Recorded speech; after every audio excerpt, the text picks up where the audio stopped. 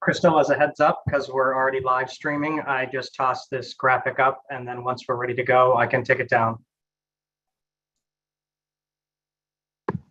Hey, Dave. Looks like you are all set. Yep, it didn't resume in the same video window, but I just created another one that said that it's meeting 396 continued.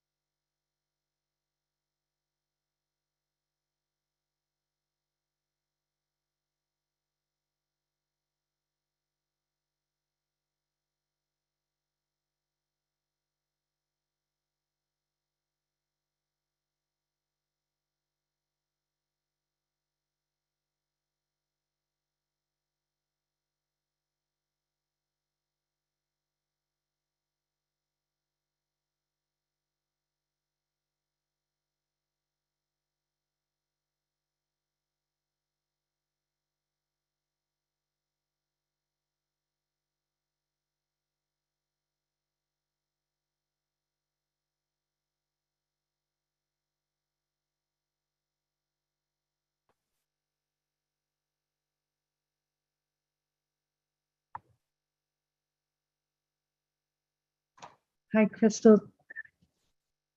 Hi, Crystal. Did you happen to see my quick note? I don't know. Thanks, Crystal.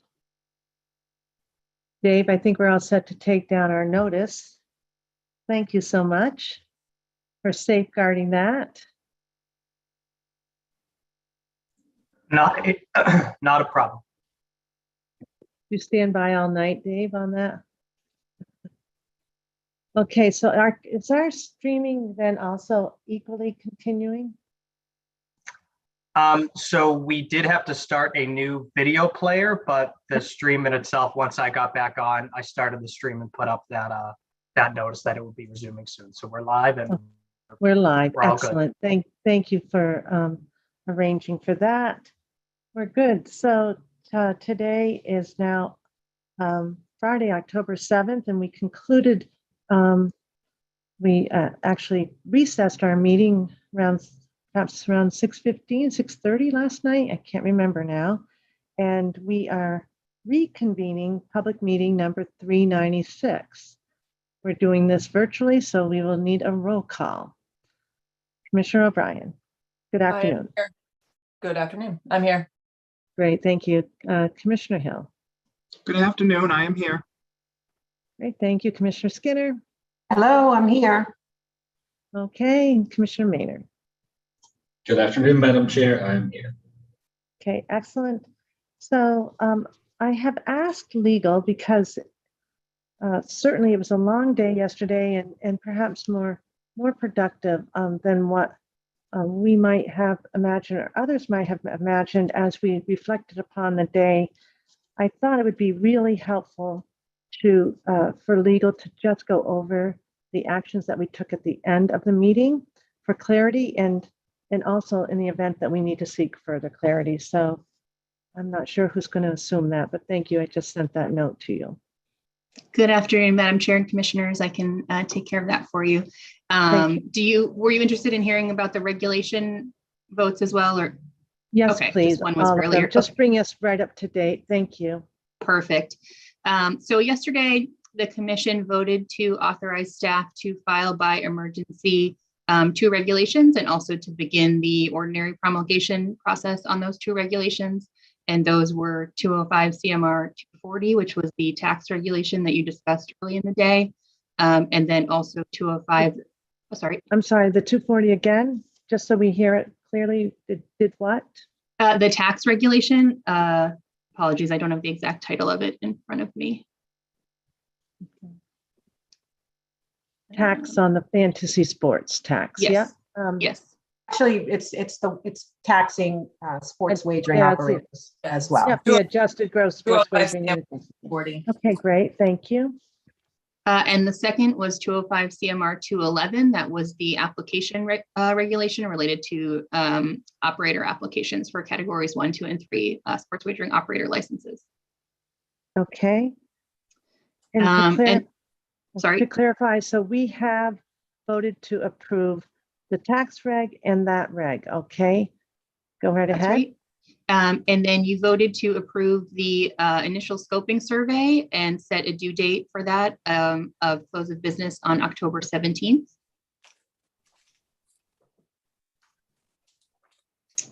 Then you voted to approve the sports wagering operator application form as it was included in the packet and discussed and edited, and that it be posted for public comment, consistent with your discussion, which I believe put the due date at October 17th.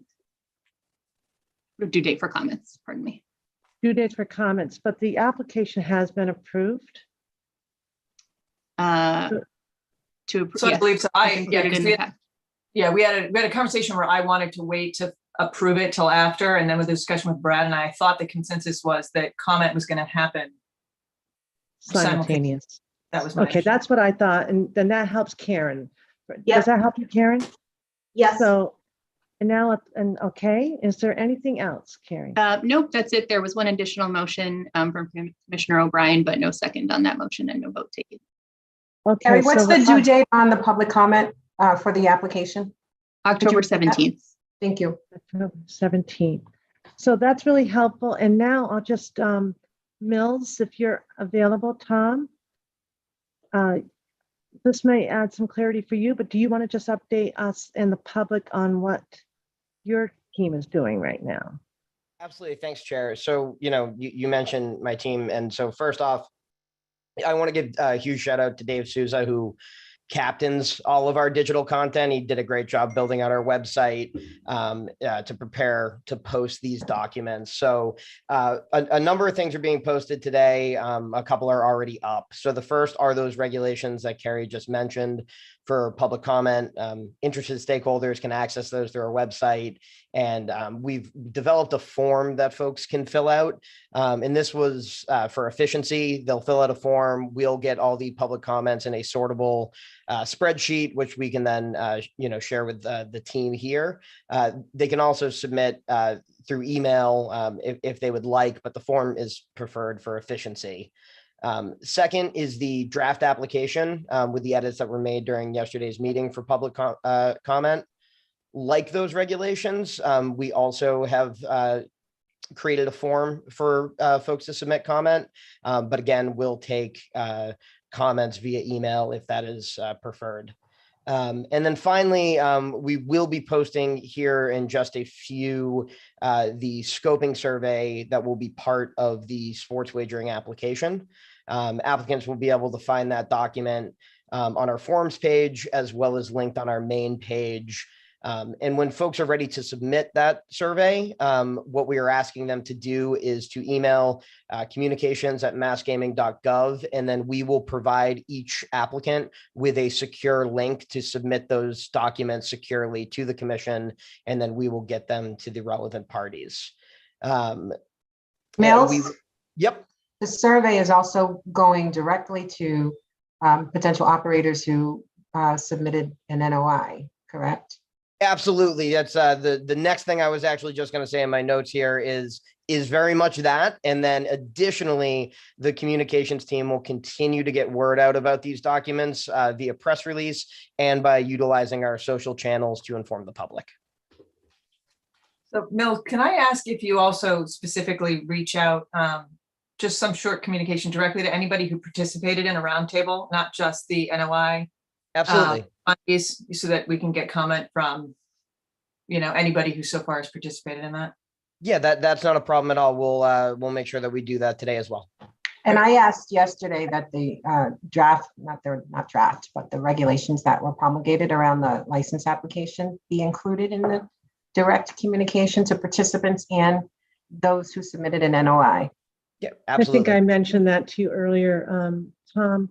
Karen, and I think you can also, with respect to the survey, do you want to just update on how the actual document will reflect some of those concerns too?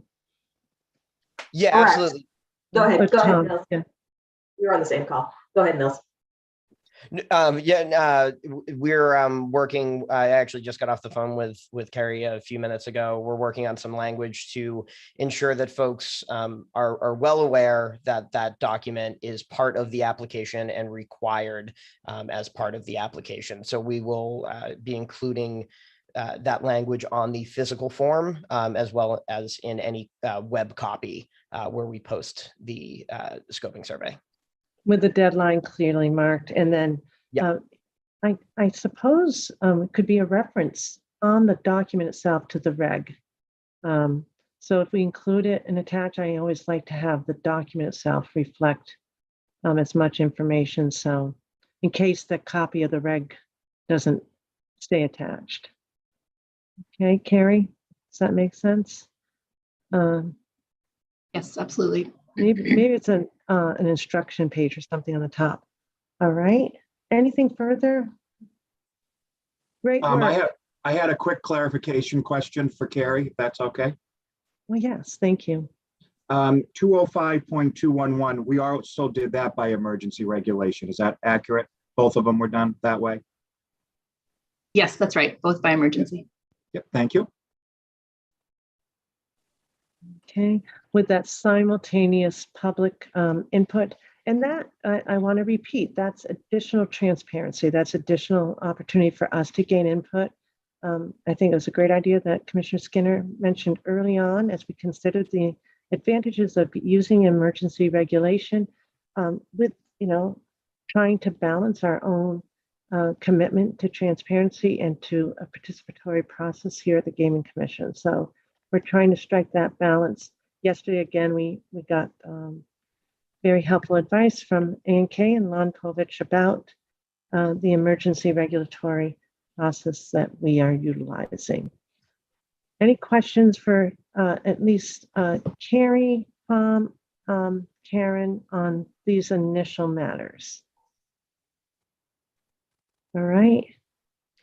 Okay. If I may comment, the one other option, which I would suggest would be a good recommendation, is in addition to all these notifications that we're putting out to the individuals that file the notice of intent, to let them know basically they can begin filling out this application. There is a public comment period, but they can start the process and get going on that. And that may allow us, when the decision is made on the due date, to have given them the opportunity to get going already. Right. I think we've approved the application, so it's ready to launch whenever. Am I understanding that correctly, commissioners? It's approved. Should we get public input that prompts us to want to change the form, we would have that opportunity going forward. So we should, the the applicants need to understand that there's that possibility. But it is being posted for them to begin work. Are we all in agreement on that? Yes? I think I'm okay with that, Madam Chair. I'm okay with that as long as we are identifying a process, by which if there is a controversial question or a question that the commission decides to omit or revise, that there is a plan to assure that any applicants who already submitted get the benefit of those adjustments. Right. Okay. Carrie, So- we might even want to include on the app itself. I think we include that language around maybe requesting supplemental, but maybe on the app, on the application itself to explain that honestly, at any point in time, we might decide to change a question. I'm hoping not, but I'm hoping we don't have something that we need to change, but that's why we want the input, because we understand we don't know everything. But Carrie, do you have any helpful advice on that? Should we do anything further on to Karen's point? I don't think you need to, but we certainly can if you'd like to. We could add some language to the application, just noting that it may be changed at any time. Or should we say it's this time period? Karen, do you want to do that in the external, another messaging? I think it's better if it's on the document itself in case anyone has concerns. Plus, they're going to be focusing on the application itself, so it's more likely to be read. I guess the only other question I had then is if we are good with posting, are we giving, we'd spoken yesterday about a 45-day date. Are we going to put that on the form, and is that approved as of right now? So I think that that's a really good segue to our next conversation. Can we right now, there was a discussion around 30 to 45 days. There was quite a bit of discussion around how we want to make sure applicants have sufficient time and what that might mean for a more sophisticated applicant versus a less sophisticated applicant. Can we right now assume, commissioners, that it would be 45 days? And as we turn to our timeline, if we find that that has implications one way or another, we reserve the opportunity to make that an adjustment. Does that sound okay, Commissioner Hill? Since I'm the one that suggested that number, I'm okay with that number. I just want clarification again. I know yesterday was very long and some of the conversations got a little convoluted at times. So if we were to go 45 days with the timeline that was presented to us yesterday, would we be able for the brick and mortars to be able to take a bet before the Super Bowl? Yes. Yes. Okay. Just And I the think record, Karen, I'm Just sorry, so the record- Commissioner O'Brien, I had I asked am for going to 60, ask today if everybody allows me. so that's Commissioner O'Brien, fine with because you, Brad. things got messy yesterday and there was a lot of overtaking, I do need to have everybody slow it down a bit and just let me call. It will be a much better paced. So Well, then- Commissioner O'Brien, thank you. Yeah. So I asked for 60 yesterday. There was statement from staff that was probably the ideal minimum, 45 being the absolute minimum. So there was a compromise, I believe, reached through the discussion that we had with Commissioner Hill for 45. So that's my memory of where we ended up. So, Thank you. That's one memory, and we'll go with that for right now. So let's turn then to where we were on yesterday's agenda, which was we had from Commissioner O'Brien a motion that didn't go further for the reason it was on the discussion under item 6 on the simultaneous versus staggered launch date. It's the item was not just about the decision to whether we preferred the staggered launch, but also around the dates. And because there was a lot of discussion and it was very late, it wasn't clear to me whether if we decided on the only one date yesterday, and that would be the date of standing up retail, what that would mean for the actual launching date. And we were presuming, I think we have a consensus of a universal launch date for the online sports operators. I did put forth that during our roundtable, we did learn that almost universally, the online sports operators were comfortable with a staggered approach.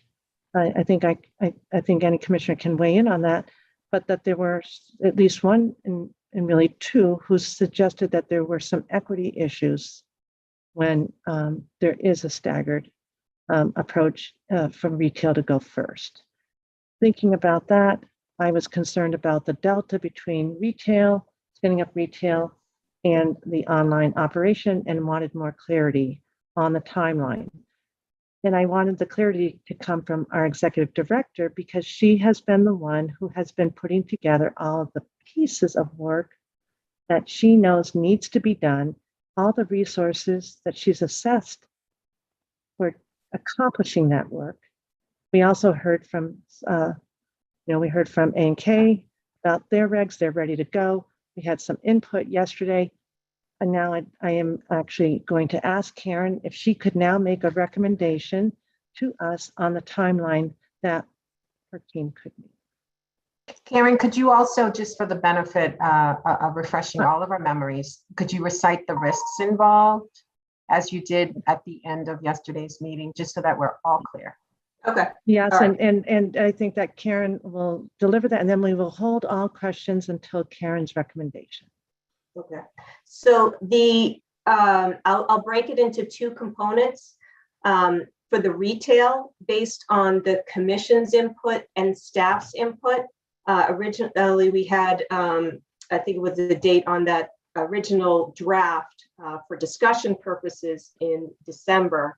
I would suggest that the retail launch be in late January, which would satisfy the commission's desire to have, or the certain commissioners' desire to have a launch of sports wagering before the Super Bowl. That does give the legal team extra time to work on those regulations. It may not be as much as everyone would have hoped, but I am encouraged by Anderson and Creeder saying that they can get these done. As to the risks on that retail launch, we have already identified and discussed the risks on the application period, that the longer it is, you may get some. The commission has come to that compromise on the 45 days, and everyone seems comfortable that that would be sufficient to give the applicant time to fill out the application. And especially since we're posting today, that's really helpful in getting that started. As far as the risks for the retail, as far as the operational launch, the team has been working internally, and we have, particularly on the gaming agent side, working with the licensees. There is much less risk on the retail side because we do have certainty on those operators. So we know who they are and can work with them. And it is different than launching mobile. I think that we should all understand launching mobile is a lot different than launching retail. We know who the people and the companies are, and this is them just in a sense offering another product on site where we already heavily regulate them. So we would be working with them. The risk on that side is really in the approach on the regulation promulgation process, because as you've indicated, obviously, any team would love more time, but we can make that deadline, and this is also giving us some extra weeks, which is helpful. We had some discussion about staff's need for time. There may need to be times where we don't have the luxury of necessarily as robust an internal review as you may have if you had all the time in the world. So, for example, A&K may have regulations that they provide on a certain date, and I know that the legal team has a schedule in place and they put deadlines. There may be circumstances where those go directly to the commission instead of having an internal review as robustly as maybe you would like in a perfect world. So that sort of summarizes it. But we do have external parties working on the regulations. not only Anderson and Krieger, but I expect we're also bringing the vendor in shortly that can help with sort of the technical piece on that. And the mitigation of this risk would be that we also have the opportunity to go back, and if there are errors, we can fix them. So I think the vendor that we're bringing in can look at not only the technical regs, but could also look at our whole structure of regs. We're looking at a contract with them where they would be working with us longer term, so that they can review and we can update. So balancing all of these things, I would appreciate moving the date later, so it's in late January, so that we can make sure that we are giving enough time, but that we do set that deadline and just get it done. Karen, that's for retail. No, you did say something interesting to me because I asked for your recommendation, yet Yeah. you said to me a timeline of the commissioners. Take the commissioners out of it. Yeah, do it. What is Yeah. your recommendation? Because That we do this. ultimately, this is your team that you're motivating to get this incredibly difficult project done. What is what will work for you? And let's make it all For the way retail. through. Late And then January. again, to Commissioner Skinner, question, give us that gut check. Is there anything that you're uncomfortable with? And Commissioner O'Brien's points yesterday that were raised, taking all that in consideration, is there any point of pause? We need to hear that because we aren't executing, you are. So that's January. You're Late January. You could go all the way through Yeah. for the category 3 as well. What would be your recommendation? Oh, for online? Can we pause there for a second to have I discussion? actually would around- I'd like for Karen to get out her recommendation, then we can all react, if you wouldn't mind, Commissioner Skinner. Thank you. And then online, moving that date to early March. And that's taking out the equation, even on the January of imagining what the commissioners want. Correct. Is that your recommendation? Correct. Did you say early March or late March? Early March.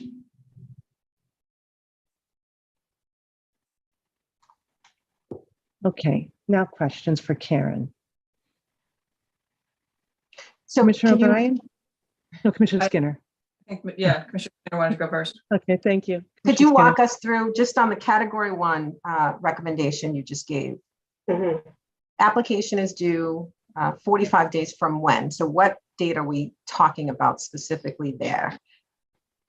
I would say that would be 45 days from posting. If we can get that posted today, it would be 45 days from today. So I'd request that we give, just our team a little flexibility, because if there are any issues with posting, that's on us. So we shouldn't penalize the applicants on that. So can we identify a date now? Because I guess the point of where I'm going is I want to see, how much time the commission and staff have to do everything that needs to be done by that late January date in order to successfully and responsibly launch sports wagering at retail. Okay, so 45 days. So what, hold on, one.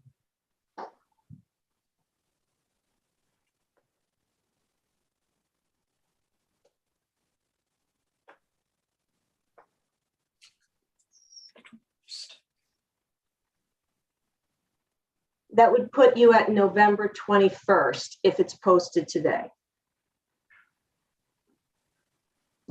And then how much time is? So that's when the application comes in. Then you would give, the suitability is far less difficult. So this period of time is not the same as the category 3s. So now you're looking at a time period where if there is some work to be done on the regulations, and also a period of time for the commissioners to do some kind of internal review. So if you give the commissioners and the legal team through November, through say the end of December into January, because remember, these regulations are applying to everything. So this is basically sports wagering regulations. And this is what the team was talking about yesterday. So the reason we're extending this period of time is not because of the investigations or necessarily commissioner review. This is about getting our regulatory structure in place for sports wagering before we launch. So that's the period of time, say November in through December. And then the commission would have their deliberations in public about these licenses. So there still would have to be a public process. You still have to give, even though the statute says shall, there's still a thumbs up, thumbs down, because there are certain conditions they have to meet. They have to meet the commission's rules and regulations. So if you do that sometime in December, that gives the team another 30 days for the certificate of operations process. So that would have a date in December for the commission to do an evaluation, and then a date in late January to do the launch. And that would give the legal team the rest of October, November, December, and then part of January to do the regulations. So commissioners would have to have reviewed the application submissions, Yes. but within 30 days, right? Of the category like- one, Yeah. category one. Category one, yep, that's what I'm on. And hold the public process within that same time frame? No, it would be after. The public process would be sometime in December. So you could pick what date, I'll defer to the commission, but you would have the date sometime in December to evaluate those and have the public decision. Okay, and the public process occurs only after IEB has completed their suitability review. Well, for category ones, they're really already done. And I get it. It's a truncated process for category one. I understand that. Well, it's not even limited. So generally there may be some outliers, or there may be some little work to be done, but it's not the same as this initial suitability where we do the review and we submit all these. They don't even have to submit the BEDs because they've already submitted the BEDs.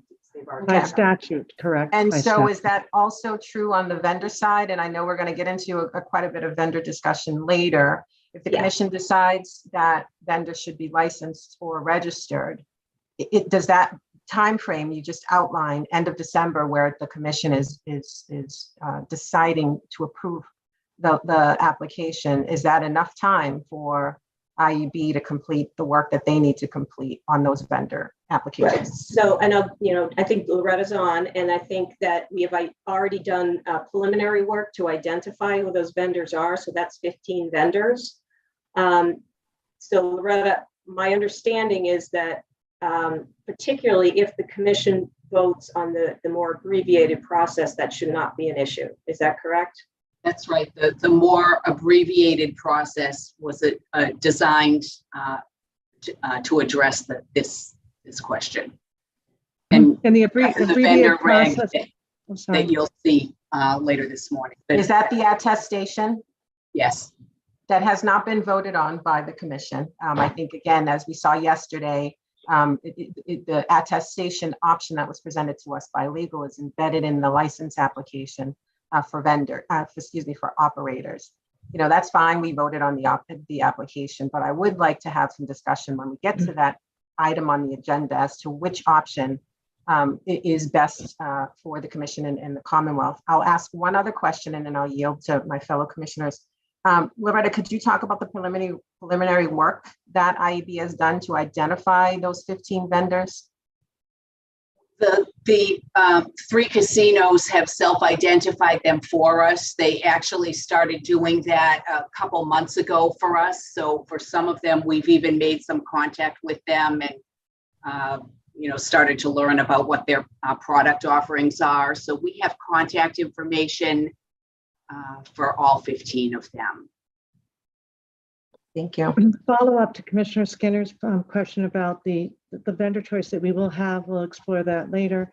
Right now, Karen, under the time proposal that you've made, is there anything there that you've proposed to us that you feel would, again, not reflect the best practice in light of the law that is before us, in light of the resources that we have, and the reality of some of the policies that we've heard? discussed in terms of the benefits of the Commonwealth? Is there anything that makes you uncomfortable in terms of the timeline? The timeline for the retail launch? No. Okay. Do I know we are going to have a team working really hard? Absolutely. Do I know that we may not have the luxury of certain review of regulations before they go to the commission? Yes.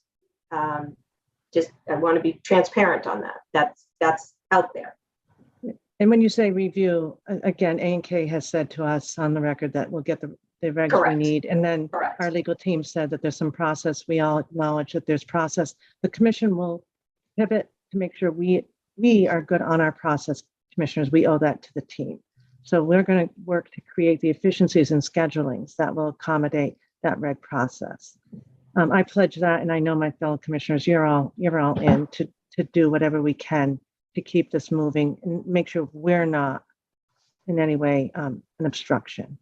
I'm certainly all in, but I would like to note, and I will let this go for the rest of this meeting, I hope. I want to note that you don't have to let anything go. We are still operating under the timelines of a couple of commissioners who have made those timelines clear and have essentially directed that the timeline be worked to accommodate those sports events, right? The Super Bowl and March Madness. And I am simply not okay with that. Well, we're going to have a vote on that, so I don't think that anything has been directed. I think what is a fair assessment is that we started with a time, a deadline yesterday. We could have started with March 2024, Commissioner Skinner. We could have done that. We started with something that made sense in light of the market realities. Sports betting is centered around September, March Madness. But why are those the only times? Why are those the only timelines that have been presented to us? Those were the only two starting points. And it has been said time and time again that those are aggressive timelines. No, I think that Karen made it very clear yesterday. I want to be on the record. And then we're going to stop this discussion. She made it very clear this is a draft. It is a launching point. It was a launching point for our discussion. And it was a launching point that if we had started later, there would have been some commissioners' viewpoint that wouldn't be reflected.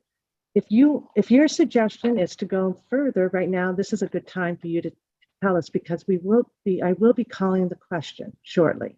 So if you would like something different, because right now March Madness is not on here, but that is Karen's recommendation. So we've got to actually imagine this extends out to March. This timeline now adds on time into March. It doesn't end at February. Our discussion yesterday yielded that. If you want to convince us on further, or if you're not satisfied with that, Commissioner Skinner, this is the time for us to hear it, because we are going to call a discussion. So it's not fixed. I would like to have a timeline presented that is not taxing to staff and that is not centered around sporting events. Okay, so what would your proposal be? I don't have a proposal. Again, I am deferring to staff. And once again, I understand that Karen is saying that these timelines are doable, but again, the timeline has been given to her and staff. And I just don't think that's the way we should be operating as a body. Okay. Is there another point of discussion? Commissioner O'Brien, do you have your? Yep. So I have the same position as Commissioner Skinner does in terms of the timeline. There was a presupposition about an end date that went into that discussion. I would have preferred a more open-ended counter discussion to have at the same time to have a compare and contrast. Now, okay, let's have it now. I'm not done, Madam Chair. Having said that, however, and I think Commissioner Skinner has sufficiently made that point, I just wanted to reiterate and back her up. On a much more narrow focus, looking at trying to reach compromise and movement. And I thought, Commissioner Hale and I were pretty close to this last night, which is we were close to a February 10th launch date and a March Madness Category 3. So Feb 1 for Cat 1, March Madness, or a couple of business days prior to that for Cat 3. Now, I still am uncomfortable with Category because we don't know how many we're going to get. And that to me is this huge question mark in Category 3. So that to me is a goal more than a target start date. I I want to agree. know why the back off from February 10th. To me, and I do think that this accounts for staff, it accounts for everything has to go absolutely perfectly. Every reg has to be done by emergency in that timeline that was presented to us yesterday. I am not confident that that's realistic. So I guess my question from a let's get this over the finish line today is, why aren't we moving for the Feb 10 launch Cat 1 and several business days prior to March Madness Cat 3, assuming we can do that? So Karen, you presented your recommendation. Yeah, I think the one thing I was looking at, Commissioner O'Brien, is that there may be some operational benefit to us if we have a little more time and experience with sports wagering in the retail realm before we open.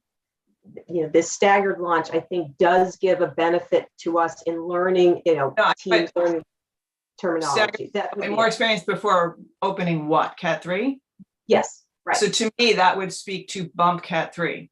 So I guess that's where I'm going to voice my. Oh, I see. Okay, yeah. To me, I don't take the time away from getting it right to launch for Cat 1, or you compromise and split the difference between end of January and 210, rather than, because to me that 3, we can work our tails off. The reality is we don't know how many we're going to get. And so I don't want to shortchange this process in the beginning. And I reiterate, I think we heard from staff, these are aggressive, compressive, whatever you want to call it. So to me, I'm not in favor of advancing that date away from the 210 that we were close to sort of voting on last night. Okay, so that gives you, that's a difference of, 12 days. 10 days. Yeah, so, in the greater scheme of things, it probably doesn't make a huge difference as long as it's beforehand. And then in Commissioner terms of the vendor Commissioner stuff, Hill, I'm sorry, And, Commissioner and Hill. Madam Chair, I need to transfer I will still participate, but I need to transfer to the phone. If you could give me a moment, I'll be still Yeah, thank listening you. and still participating, but I need to do that. Thank you. And again, Karen, thank you for accommodating us on, I know this was a challenging time for you. I Okay. appreciate it. Commissioner Hill, Karen will be transferring, and if your question is directed to her, just give her a Madam chance. Chair, I was done. Oh, I'm sorry. I saw his hand go up. And so Commissioner O'Brien will finish, and then we'll go to Commissioner Hill. So I also have a question about, and Karen can, and Loretta can chime in on this too. We do have to have a robust conversation about vendor licensing and all of this in terms of what that reg's going to look like, the type of risk that we as a commission are willing to take. Again, all of these timelines assume that we accept maximum risk in pretty much every category. And so I want to talk about the level of scoping, identity, self-disclosure, and all that when it comes to the vendor discussion that we're going to have later in this meeting, because that does, to me, bake into this timeline.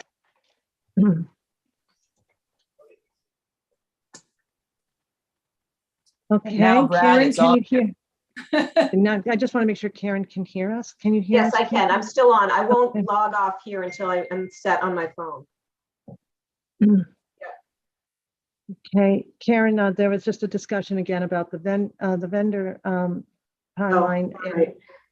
And again, I just want to reiterate, Director Lilios and Executive Director Wells, you're hearing a timeline today. Would you do something different? Would you do something different if there were in light of the law and in light of all the risks involved, would you impose more process on the front end than what is being recommended? And if so, why? So what is that delta? What is the greater delta of the risk? That was we're not my seeing? question, Madam Chair. My Okay, question sorry. is to have a conversation. I'm flagging that I want to have a deeper conversation when we get to the vendor reg where we can really talk about it with the document in front of us. Okay, I hear you. Okay, then Karen, you can ignore that. Okay, and Commissioner Hill. Yeah, may I just interject, Madam Chair, because I just got a text from a staff member that received a call. There is some concern about opening retail just before Super Bowl, since wagering usually is a 2-week period, and there was some concern about crowd control. So I just wanted to let you know that came to me. And A January date would be better? Is that what they're suggesting? that's what that's saying to me. Yeah, and Is where that did that still? That came, Sterl sent it. He said that Doug called him. I assume that's Doug O'Donnell, but I'm not sure if that's someone from the properties. I just don't know right now. Okay. Commissioner Hill, you've been patient. My apologies. So thankfully, we recessed last night at 6:30 so that we could all take a deep breath and come back. And it also gave us an opportunity to be able to try and think about things that from yesterday's discussion. So I'm wondering, excuse me one second. You all know we have pets. If we were to propose a date certain, just for discussion purposes only, and as part of the motion, we could add language that said something like, understanding that should there be staff or public comment issues brought up that would not allow for launch on this date, that the commission would meet to discuss and take further action. So that way, if something should come before us that would not allow for the launch dates, we have an opportunity to come back and discuss it and take action. I'm putting that out there for discussion. I don't know an answer to it, but I'm trying to somehow compromise so that people feel comfortable moving forward. I think just to recap, at the conclusion of yesterday's discussion, I think there was some consensus that we would want to build in always and we would always do this with any deadline. Should there be extraordinary circumstances? Should we be flooded? I think I called it an abundance of riches, and that we get many more applications than we expect. We will have to pivot, and we will have to explain that to our applicants and to the industry that we need more time. I think we have to build that in. I would do that with any timeline. If there's something extraordinary, the language you chose, that might be one approach. We might be able to tailor a little bit differently. But again, that did come up yesterday, and it was, of course, it is very much on the executive director's mind. I think all of us have wondered about what we're going to actually see, and that's the beauty of our first part of our application. We're going to learn that pretty rapidly on that part one survey. Again, a reminder to the public that will be mandatory in the first piece of the application to do that scoping survey. And to the other unknowns, Commissioner Hill, absolutely. And Commissioner O'Brien, I think that speaks to a lot of your concerns.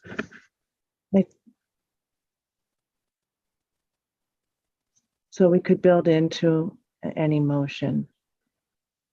Commissioners, do you have other questions on the timeline? Because I would like to call the question.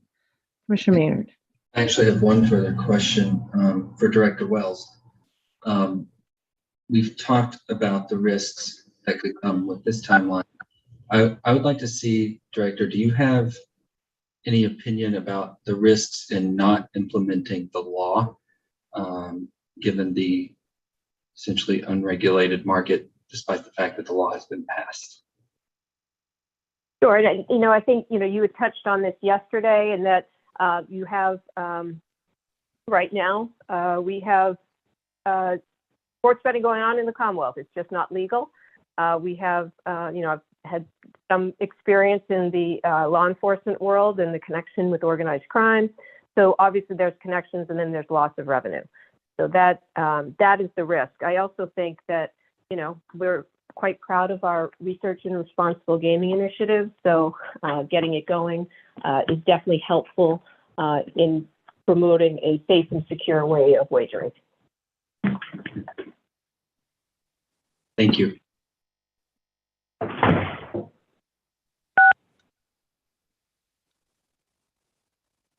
And Karen, I know that you're driving, so be careful. There's been some discussion around this fact that this timeline was presented as the only timeline. There were five. So I guess that We only saw two, Well, Madam Chair. you may have seen five, but the rest of us have not seen five. And I guess I saw it maybe from Mills, and that's part of my responsibility. But there was a decision, and I think that the team made that decision to do one. And it was because we assumed everybody would extrapolate. If that caused confusion, I'm sorry for that, but that really is what it is. The buckets of time that Karen has given that about her team, and it is the executive director who has to make those judgment calls as she leads her team. And that's what we've asked for, because that's the part of information we don't have any control over. That's not our job.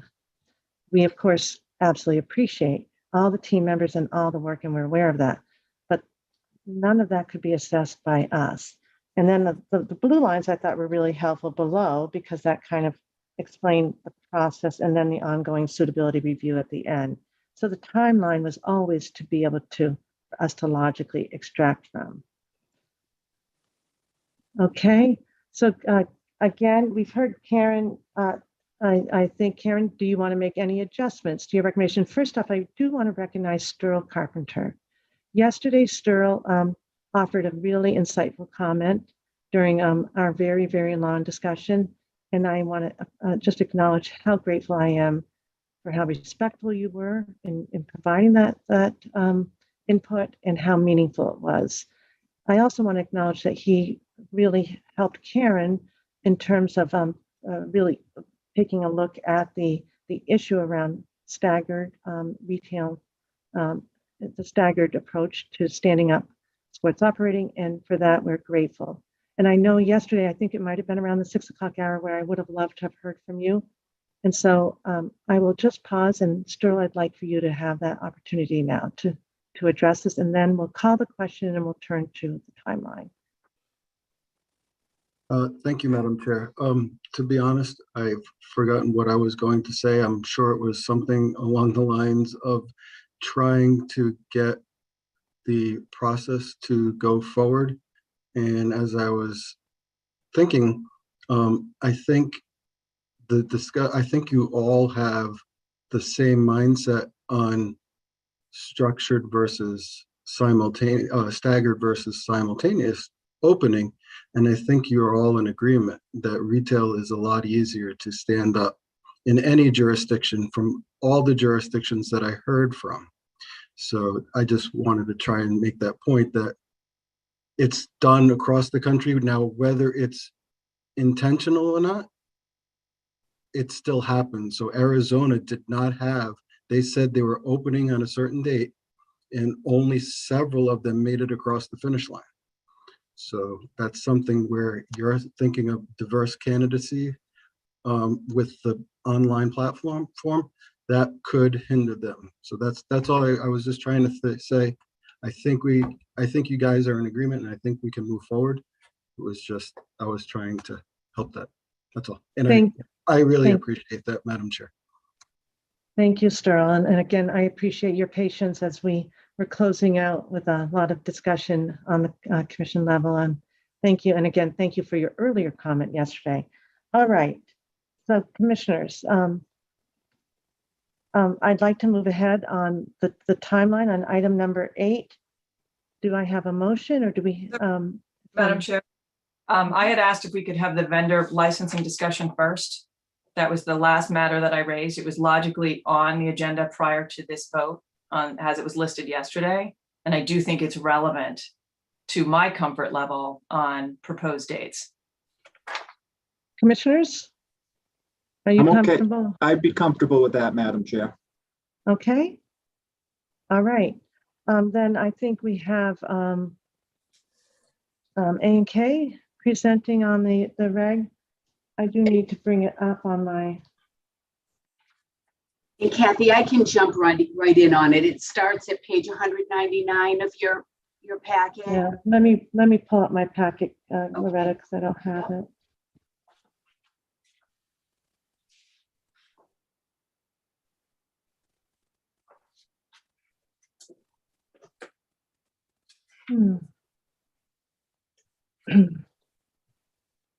And what page was that again? 199.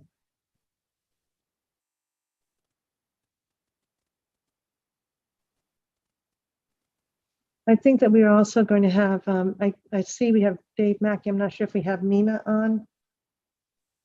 We worked with Mina on this. He was not able to, he had a conflict with today.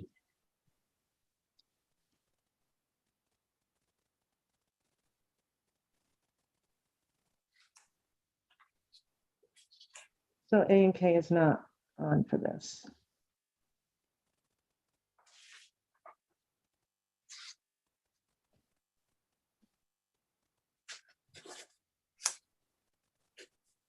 Do we have other members of legal that are on for this?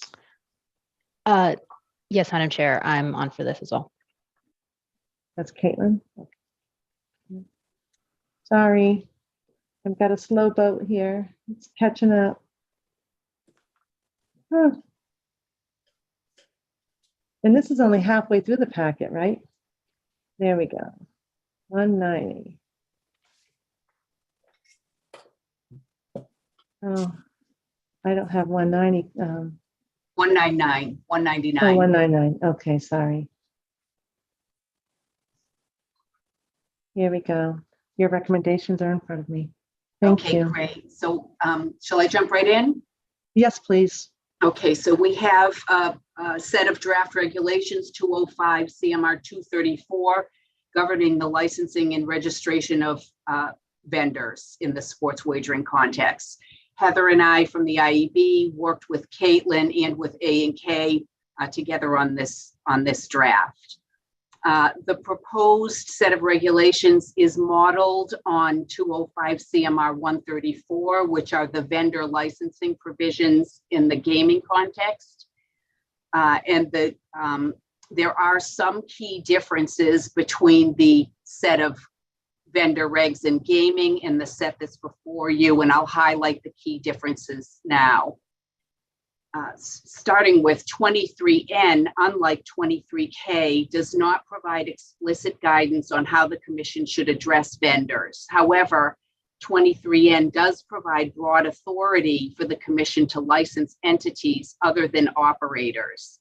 Specifically, Section 4B of 23N states that the commission shall promulgate rules and regulations necessary for the implementation, administration, and enforcement of 23N.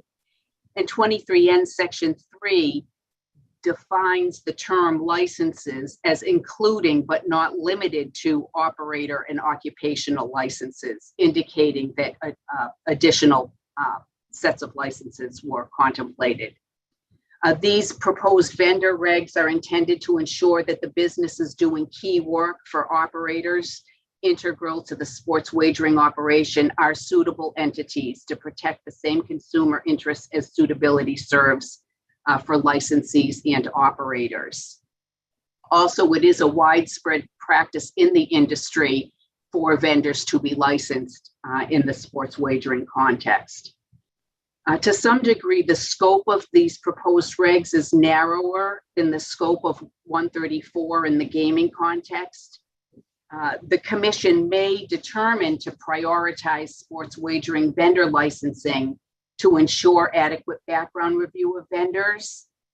And further, licensing of operator employees is likely to be added in the future, but is outside the scope of these particular regulations.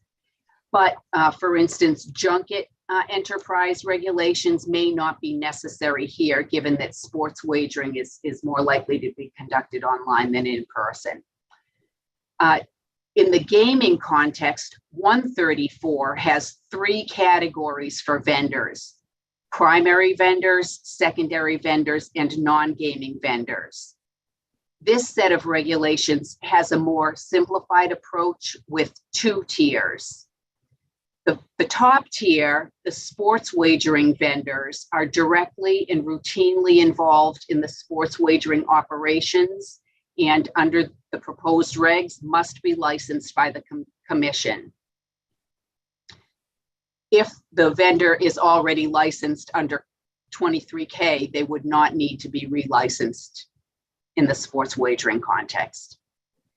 Non-sports wagering vendors who are vendors to the operators but are not directly involved in sports wagering operations and do not need to be licensed. However, operators must report who all of these non-sports wagering vendors are, and the Bureau would have the ability to identify, based on a risk approach with some delineated factors, those that should go through a registration process.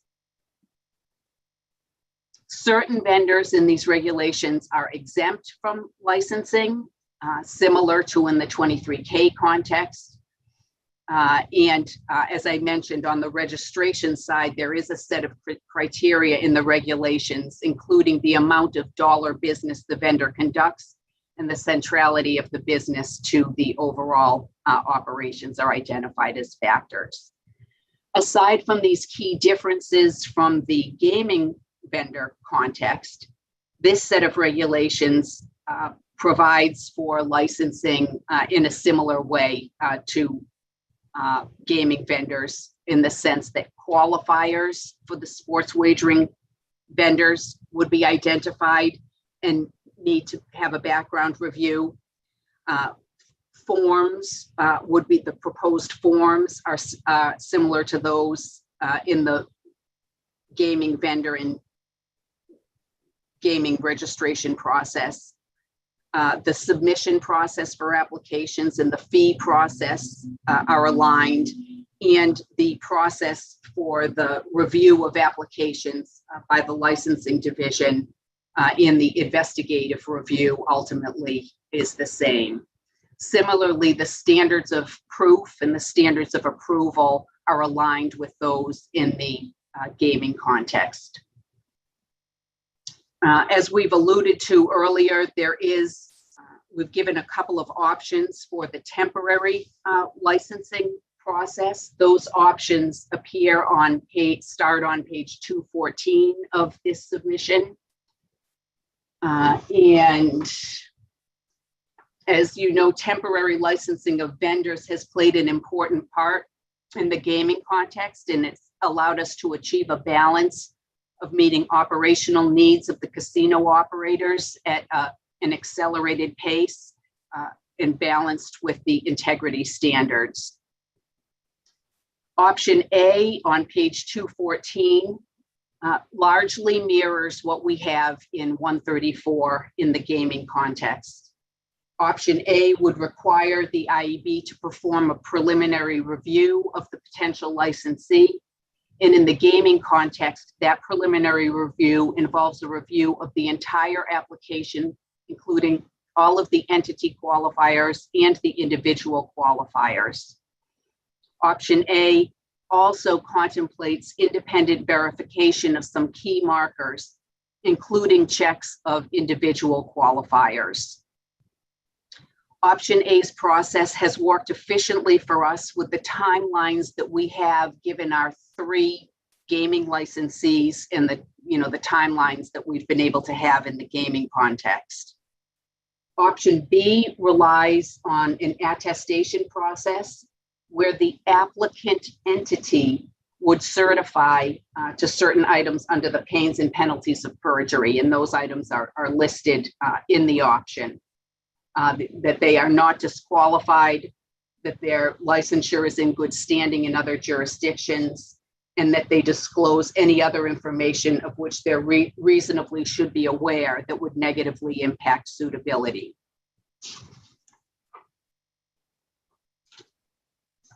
We talked yesterday as well that there is some force to the attestation process, because built into the statute and into the regulations is a penalty for knowing untruthfulness that places the company subject to revocation or denial of the full license.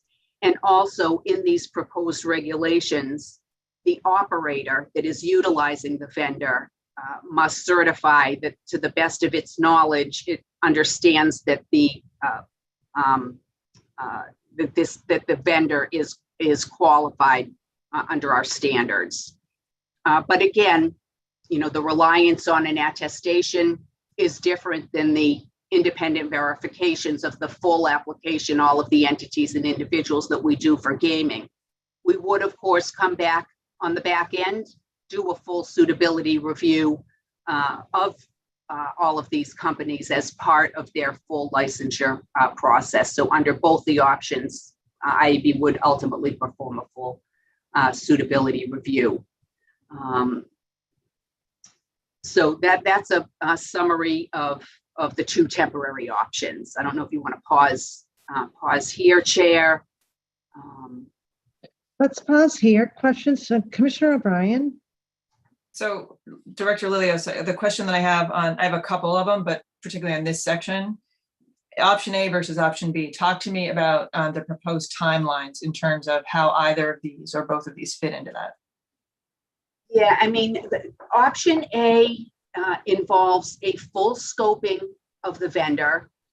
And then it involves the application intake of all of the identified entities and individuals. And, you know, that MJPH, actually, it's not the MJPHD that we're proposing here. It's a key standard form, a lessened, less of a burden.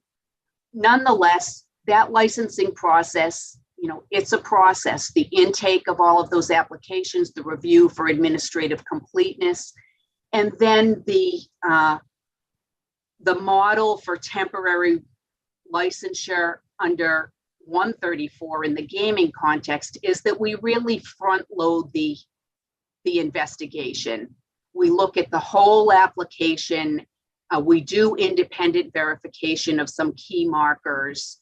And on the individual side, we do not have a financial review for temporary licensure on the individuals, but we do have our GEU perform not only the criminal history checks, but also independent verification of some key markers. That would be very difficult. It's not possible. I don't think it's possible to do that with the January timeframe. We do have a limited number of vendors identified, 15 of them. But, you know, we're also, and we do have significant help lined up for this. It would be challenging. Can I ask you, when you say verification of key markers, can you give a couple examples? What do you mean by key markers? Yeah, so there's litigation checks, for instance, and there are self-disclosures about litigation checks, but there's independent review of those. There's review in law enforcement databases, non-law enforcement databases, some open source check. There's some effort to get some independent validation of gaming licensure status in other jurisdictions. That can take a little time, but we start that process and hopefully have had some verification from some jurisdictions by that time. So those are some of the areas that we look at in addition to the on the individuals on the criminal history check. There are entity checks on the entities on the applicant entity and other entity qualifiers. There's a limited financial review based on disclosed information at the parent company level, and also some, you know, licensure checks. And let me see what else we do with the litigation at the entity level as well. Open source certifications of taxes, and so in certification of taxes. Commissioner Skinner? Just a point of clarification, Loretta. The suitability review on the gaming side is aligned with option A here? Yes. Okay, and what's the risk in not going with option A? I mean, we have obviously, you know, there's some obvious risk, but from your perspective as director of IEB, I'd love to hear what you have to say. You've already said that, you know, option A could not be accomplished within the timeframes that have been outlined by Executive Director Wells. So I'd love to hear from you personally, in your professional experience, what your thoughts are. Yeah, I mean, I think the risk for vendors is lower than the risk for operators. Some of the generally, or in the sports wagering world versus gaming? Both, in both, because I mean, look, if it's your platform that you're talking about, that's a bigger risk, but many of the products can be supplied by another vendor.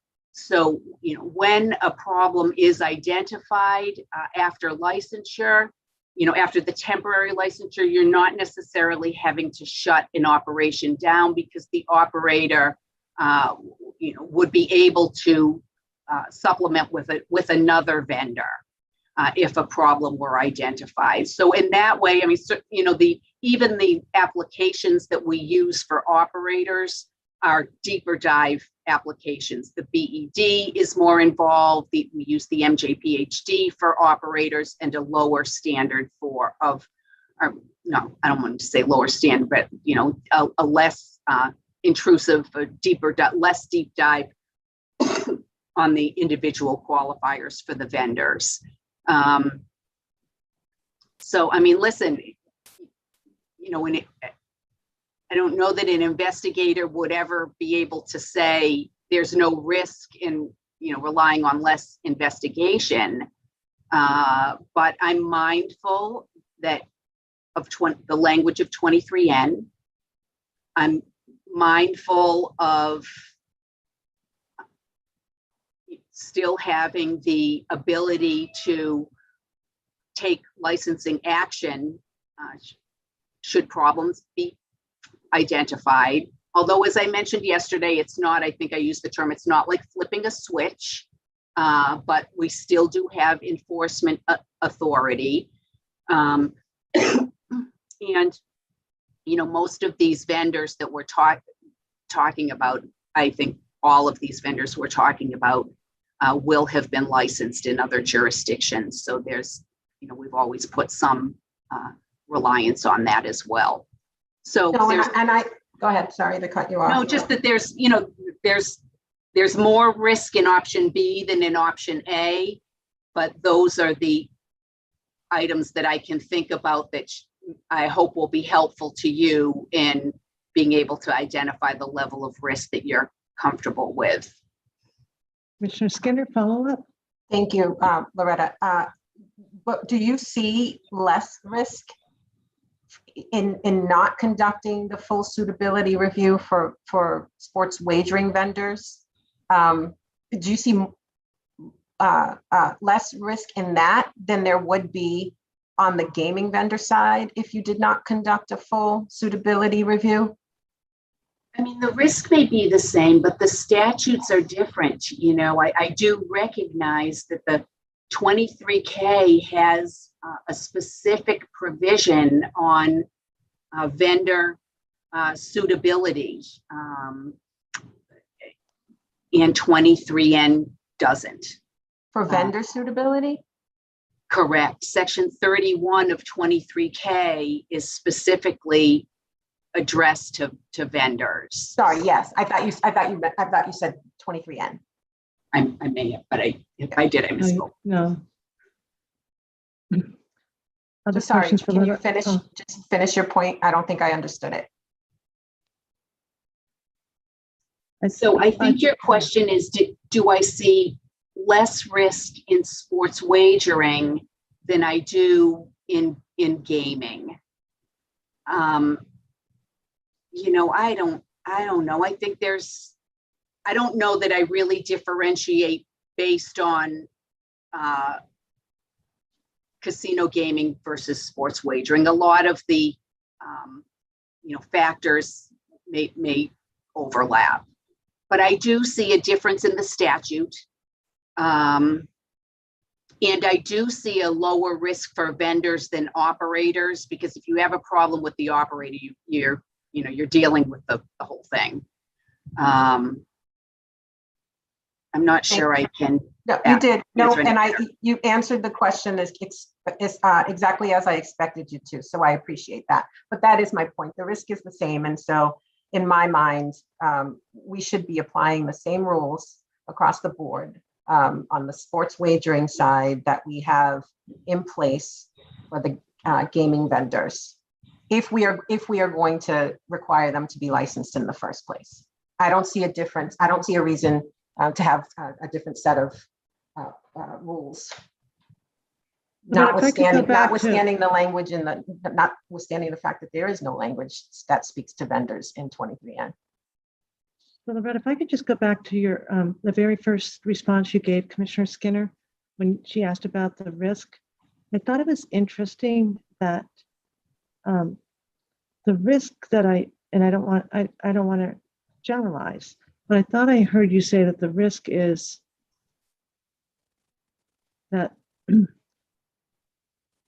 they're likely to be able to get another vendor, so it won't cause the operator to shut down.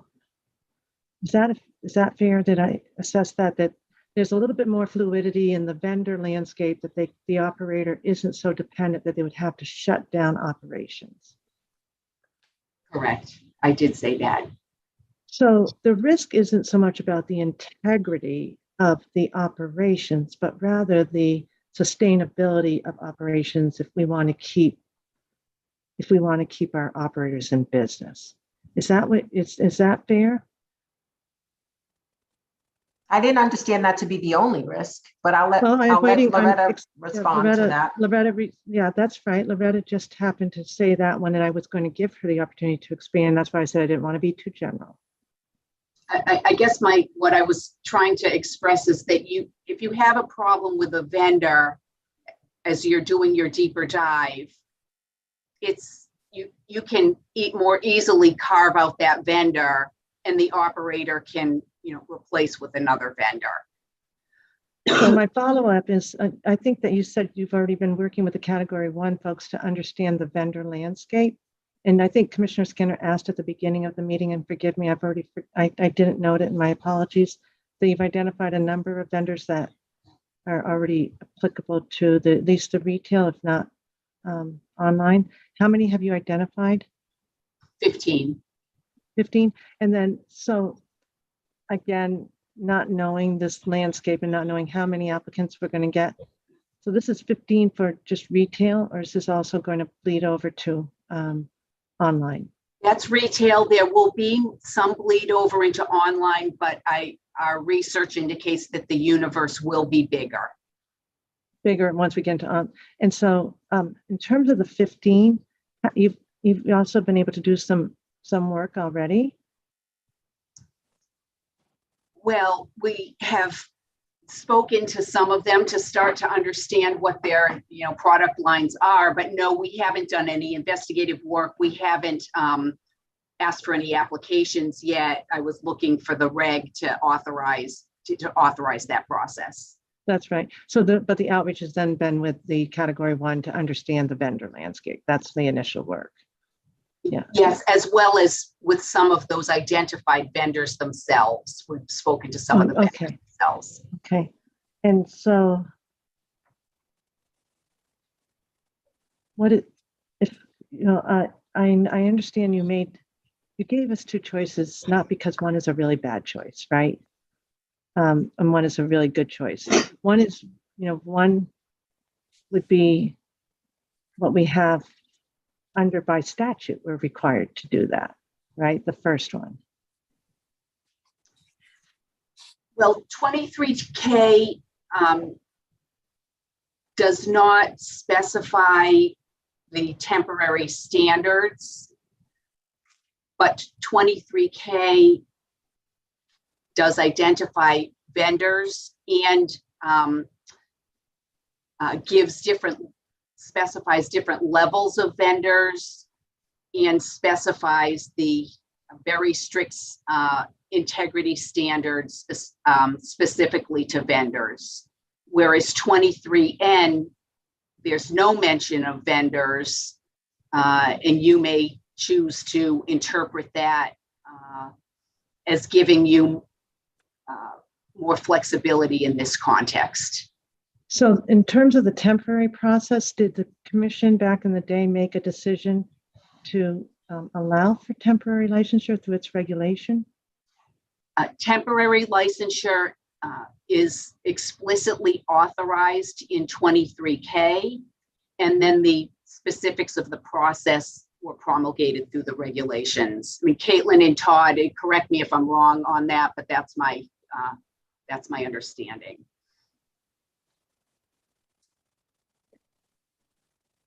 Is the practice that you're recommending in both, are they practiced, and Todd can chime in when he wants, are they practiced across the country, or would we be an outlier? And then Commissioner Hill and Commissioner Maynard, perhaps you want to weigh in? It appears that most jurisdictions do license vendors in the sports wagering world, and that they have different levels, either 2 or 3 levels, and often 2, the way that's given here. Under my research, I don't think you'd be an outlier with either choice. Okay. Commissioners? Commissioner O'Brien. So my hesitation with, I mean, I do want to license vendors. I think this came up, I think, right when the statute got passed. I talked about how I was at a training, and the individual from Michigan pointed out that, you know, the third-party marketers is something you absolutely have to have under your control and purview in terms of some sort of licensing process. And so and correct me if I'm wrong, but to me, those would be one of the vendors that would fall under this process if we say we're going to license them. And I think we should. There are varying degrees, to my mind, of how integral a certain vendor is, particularly in the online context. So I think about like the geocaching company. That is integrally intertwined with them. It is critical to enforcement and protections. So I would feel far less comfortable with option B on somebody like the geocaching vendor than I would be on someone who's a little more fungible, that, to your point, you see an issue with, you say to the operator, you can't have ABC Corp. And they go, fine, I drop ABC, I'm getting XYZ. So is there any way for us, and maybe this is a GLI question, to distinguish between some of the vendors that in the sports wagering context, we want to give an option A or a tweaked option A, where we ask for affirmative proof of licensing in another jurisdiction, releases to run, you know, triple I's, Corey's, that sort of thing on qualifiers. So I'm looking for some better comfort zone in a way that the timeline does not allow for us to do this with everybody as currently set up. Is there a way to tier in this reg in a way that addresses the concern I'm talking about, which is not all vendors are created equally. And so there are some vendors that I do want to go through this process, even on a temp basis. So, and I know Karen's maybe out of pocket right now, but maybe if anybody else has thoughts on, can GLI help with this question? Is there a way to bake that in here so that I'm more comfortable with the vetting level we're talking about? Let me see if Karen's available. She mentioned she might be in the tunnel. Karen, she might be greeting her son right now too. Ish. Can you hear me? Yes, we can. Okay. So we did have a conversation with GLI about this the other day. It was very interesting to me because we were talking about the different phases in the operation and where, you know, the risk level was. Kevin Mullally indicated very low risk on the suitability, and then the extrapolation on the vendors. So because they're licensed in multiple jurisdictions, and a lot of these vendors have been recently licensed in multiple jurisdictions, it may give you some comfort, you know, if we have the vendors identify, you know, where they were most recently licensed, and, you know, confirm that they have just been through some kind of investigation and leverage that. I don't know if that's helpful, but and is there some way to ask for them to submit, as part of their temp licensing process, documentation that proves that they're licensed and when in that other jurisdiction? Well, what they would normally do, and yeah, we can certainly do that. That's sort of this attestation process. You know, we can add and subtract to that, but they could list and have to attest to where they are licensed and when. And then, you know, there's a huge disincentive to being untruthful in that form, because if a vendor is found unsuitable in Massachusetts because they have lied on the form, that can destroy their business worldwide. So that's why there is some help with the attestation form. And if we make it a requirement that if you lie on the form, we'll find you unsuitable. So that certainly could be something that could be done. And remember, we're also doing this work on the back end. So it's not as if we license them and then never look at them again or don't look at them for a year. So we would have teams assigned.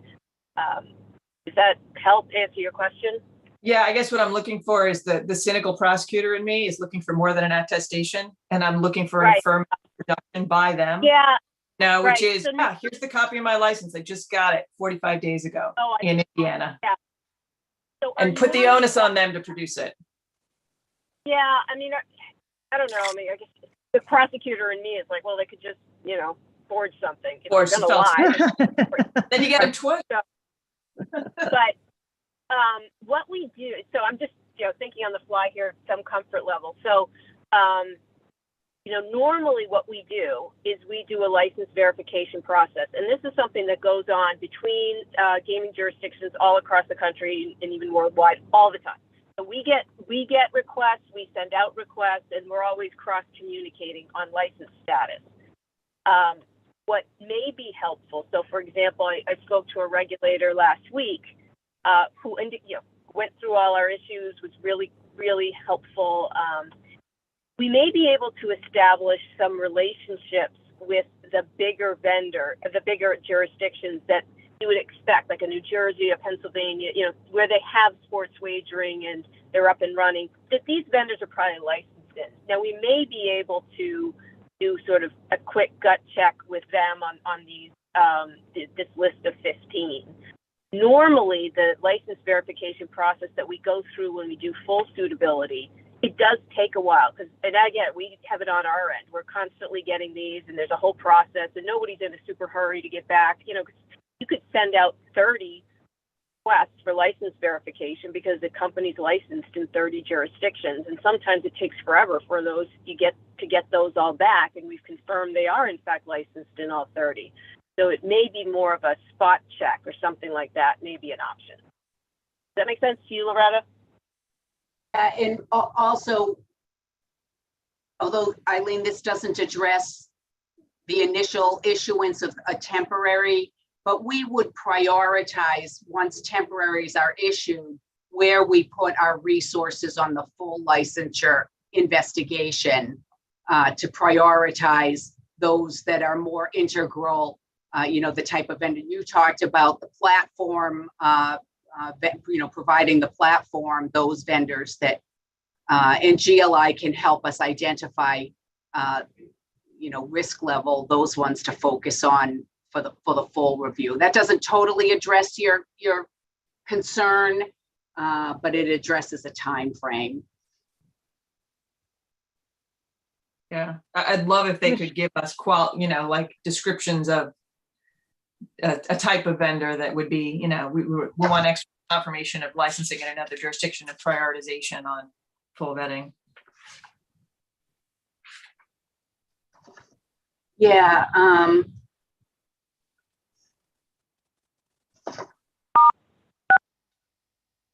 And then You are unmuted.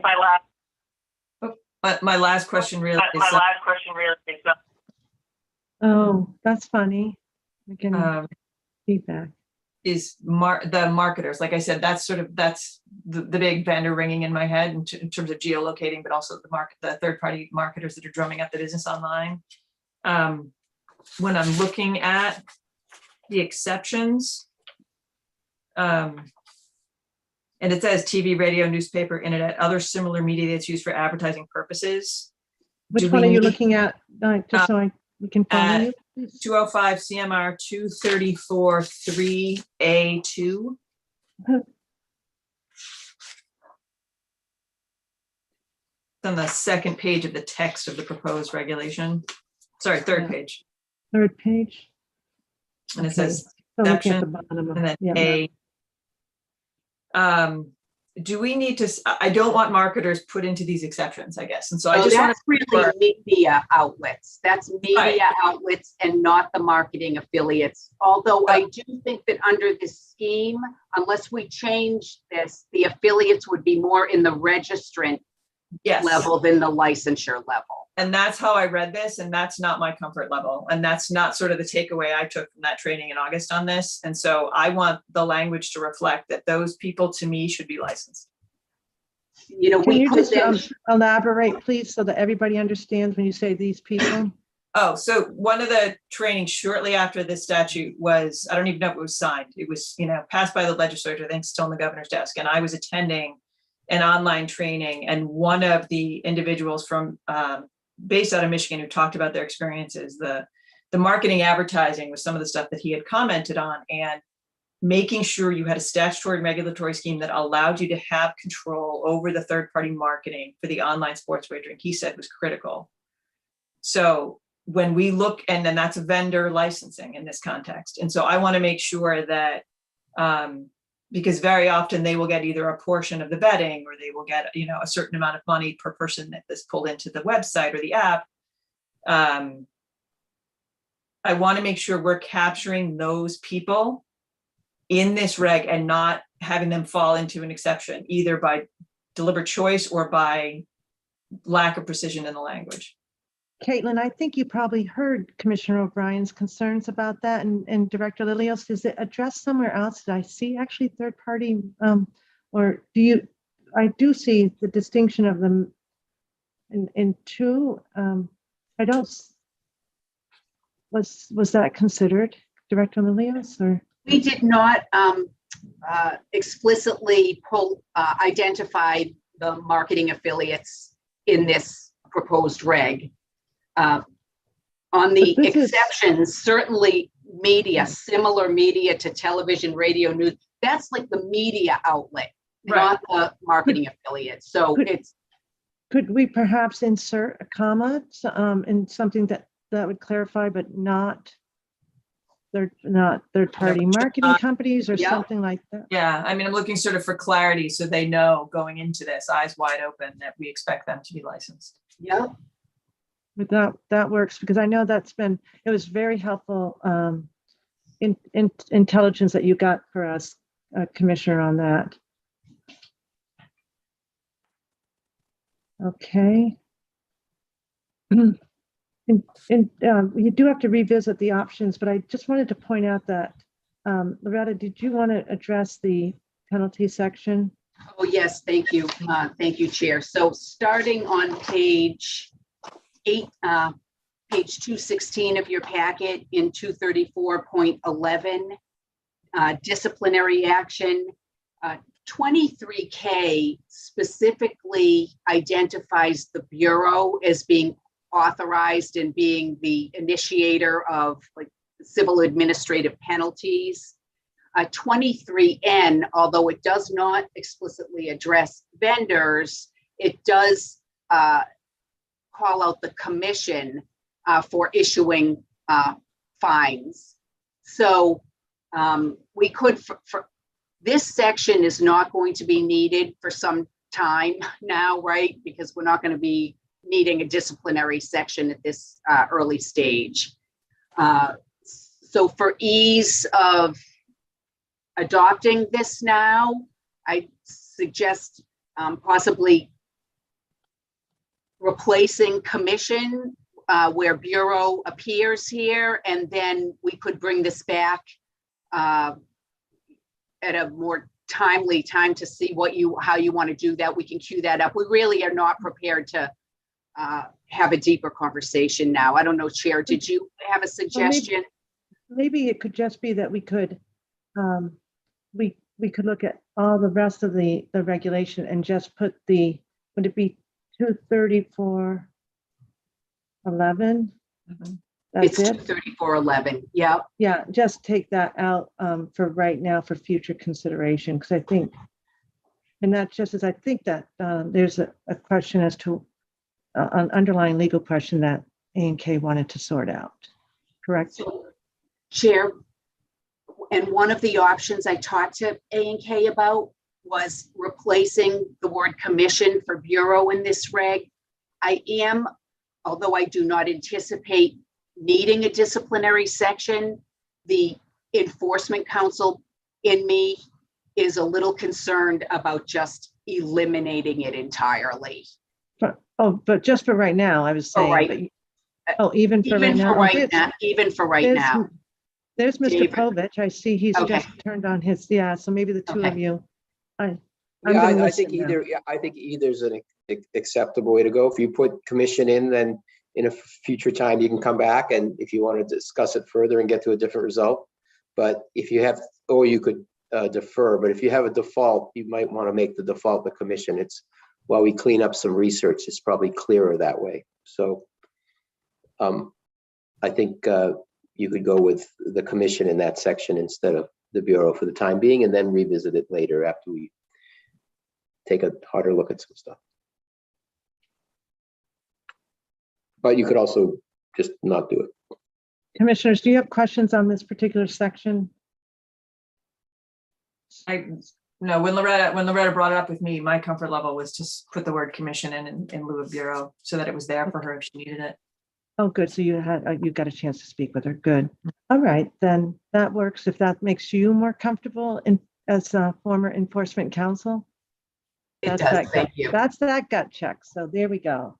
Good evidence of it. Then I would, just as we just made one other amendment, Caitlin, with respect to Commissioner O'Brien's point, then we would just switch out bureau and put in commission. Yep, I have both edits marked down. Okay, excellent. So those are just suggested edits for right now. Before we get back to the more policy issue, are there just edits in general on the reg that you want to raise?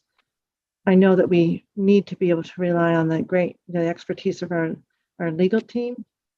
So if there are, we always appreciate the edits can be flagged in advance.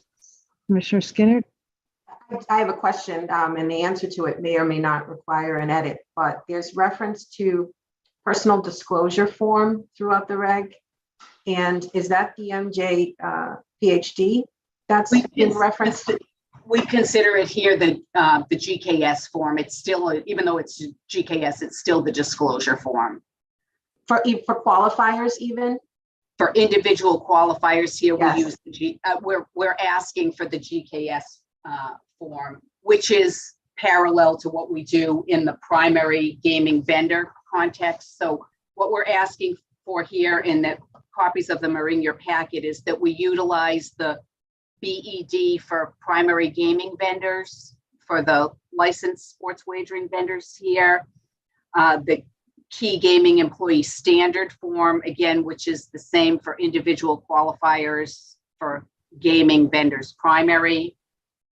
We're asking to use the non-gaming vendor form for the registrants, and we're asking to use the subcontractor identification form. I mean, we changed the caption on these to indicate, the sports wagering context, but the information we're seeking together would be identical. Okay. And so starting from the beginning, I guess, the first section, 234.01, 3A. The first sentence, persons engaged in the following fields of commerce who provide goods or services to an operator or an applicant for a sports wagering operator license, and that do not otherwise qualify to be licensed. So should that read, instead of that do not otherwise qualify, should that read is not otherwise required? Because when you say qualify, I think of the qualification process in terms of suitability. So is that what you meant here? No, I think we pulled it the same, and Caitlin, I don't know, correct me if I'm wrong. I think we pulled it the same from the exemption list in 134. It may be So it's the same language. It's the same language. I know I to the think it extent follows possible, the we link. tried to mimic 134. Okay, that's just the suggested cleanup, so that it would then read applicant for sports wagering operator license, and that is not otherwise required to be licensed or registered. Do that. Commissioners, yeah, that's fine. Commissioner Skinner, in terms of our timing and our process, because we are going to lose some important voices. Do you have substantive edits that you want to go through, or is it mainly cleanup? I do have substantive edits. Okay, let's hear those, please. The cleanup, I do have a couple of other cleanup edits, but I can If send you those could- to you That would be separately. great. Thank Yep. you. So the substantive question I had, there's so many pages to this regulation. 234, 01, 5A. The very end of that paragraph. I'll give you a chance to get there. On institutional investors? Yes. Yeah. Any person holding over 15% of a sports wagering vendor or applicant for a sports wagering vendor license or a holding intermediary or subsidiary company thereof shall be required to apply for a license before doing business in the Commonwealth. So should that be, so what license are they required to apply for? Or should that just be, shall be required to be qualified? Again, we pulled this language from 134, and I think it further modifies that this is the institutional investor section. An institutional investor can petition for a waiver so long as they're not over 15%. Once they're 15%, they can't get a waiver. They have to be part of the licensing process. So that's how we interpret and apply that. So you're right, Commissioner. When we have read many of these regs, it has enlightened us on things in 134 or in the gaming context that we hadn't seen.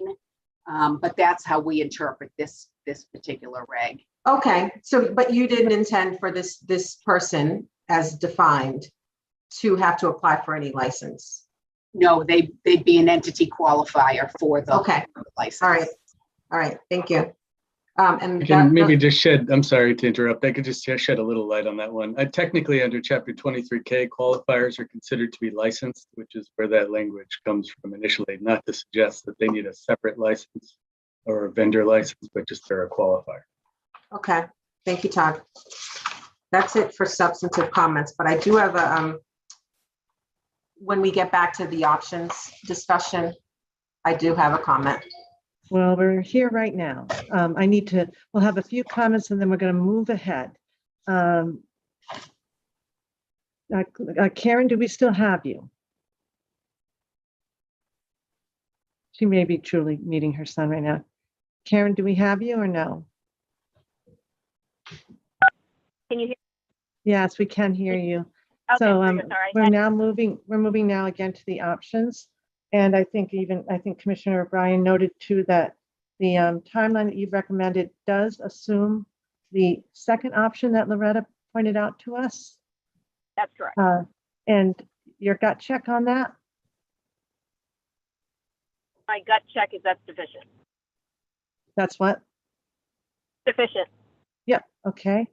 All right. Commissioner Skinner, do you have a question for Karen or Loretta? Yeah, I just want to refer back to comments that were made relative to there being a lower risk in going with option B for these vendors because they are licensed in other jurisdictions. I don't want us to forget that in the gaming world, the gaming vendors, particularly the primary gaming vendors, they're also licensed in other jurisdictions, yet they complete the entire temporary suitability review process. And it's just that as a regulator, I am having trouble with the notion that there are separate rules for these vendors, sports wagering versus gaming, and that the sports wagering vendors happen to get more lax rules imposed on them simply because we don't have time to do the full, let me finish, please. No, I'm Madam sorry, Chair. I didn't mean to interrupt. I want to make sure that's a fair. Go ahead. Yeah. That is because of Simply time. because we don't have time to complete the full investigation that is otherwise conducted for gaming vendors. I just want us to be mindful of that. And I'm hoping the full suitability review at least matches up for sports wagering, at least matches up to what is happening in the gaming vendor world. And while it may be the case that commissioners approve option B for the temporary process to get sports wagering up and running, I'm hoping that we will revisit this regulation, if that is the case, to begin to impose more stringent suitability review at this temporary license stage. So Yeah. I just want to note that I would say that I don't want the idea that if I were to support option B, it's because of timing alone. So that was a little conclusionary from my purposes, Commissioner Skinner. There are multiple factors that I am weighing, and I am weighing and I am thinking about in great detail. And so timing is not. Commissioner O'Brien and then Commissioner Maynard.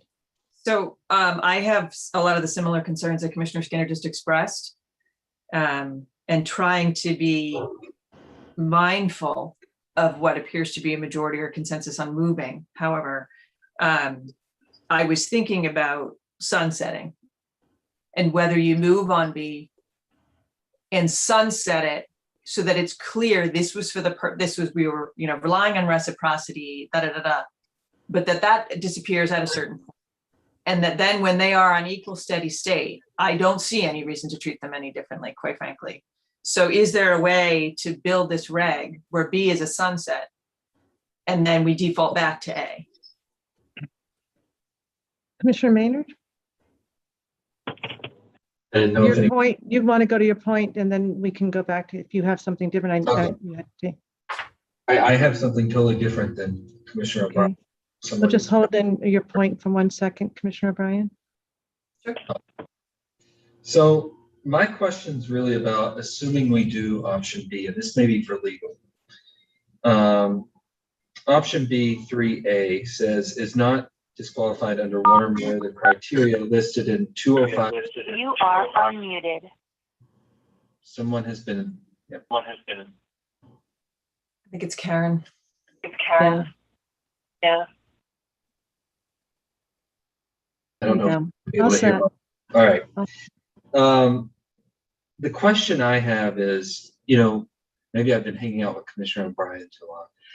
You're only as good when you attest to what you're attesting to. And so I went back to 234.053, and I just wanted to ask legal what their comfort level is. Specifically, D is pretty, has affiliates or close associates that would not qualify for a license or whose relationship with the applicant may pose an injurious threat to the interests of the Commonwealth. A crafty attorney could really read that pretty broadly.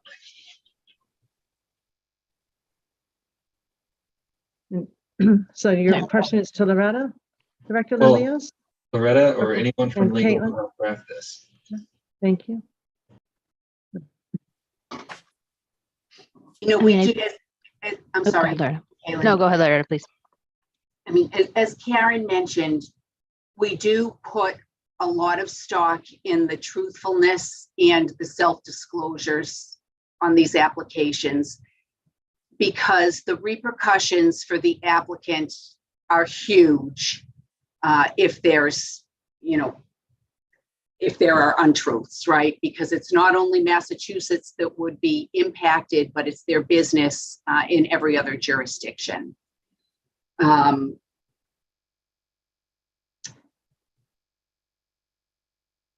You know, ultimately, it is the applicant that is attesting to the information. I understand there's often attorney review. And for this initial piece, we're relying on the entity applicant's submission. So the responsibility is still the same. You know, you talk about a crafty attorney, you know, I get that. It becomes a question of fact then, right? And the commission would be the ultimate arbiter of that as well. So, you know, it really would all come back to you and how you, if we ever got to that point and identified what, you know, the Bureau or the commission thought was a misstatement about those close associates, it would be up to the commission to evaluate whether that was a misstatement or not. So it sounds like you're pretty comfortable with that language. And I think, you know, those are the statutory disqualifiers. Without performing a full investigation, we are in a position where reliance on an attestation is has some assurances to it for all the reasons we talked about. That particular disqualifier appears in most other jurisdictions, so it's not unique to Massachusetts. You know, I think the question is, are you comfortable with it? Though, you know, that's what I have to offer. Okay. Okay, so we're going to go back to Commissioner O'Brien's question. So she was suggesting that her comfort level with respect to an option B might be better if it were sunsetted under the regulation. I have some thoughts on this. I want to hear from my fellow commissioners first. Commissioner Hill. I actually thought of this very thing last night. In my previous life, as you know, we sunset stuff all the time. So it's not something that's out of the ordinary. And it would be something I would certainly consider adopting if people felt comfortable with adopting option B with a sunset clause. I would have no issue with that at all. And I think it's a great idea. Commissioner Maynard, Commissioner Skinner.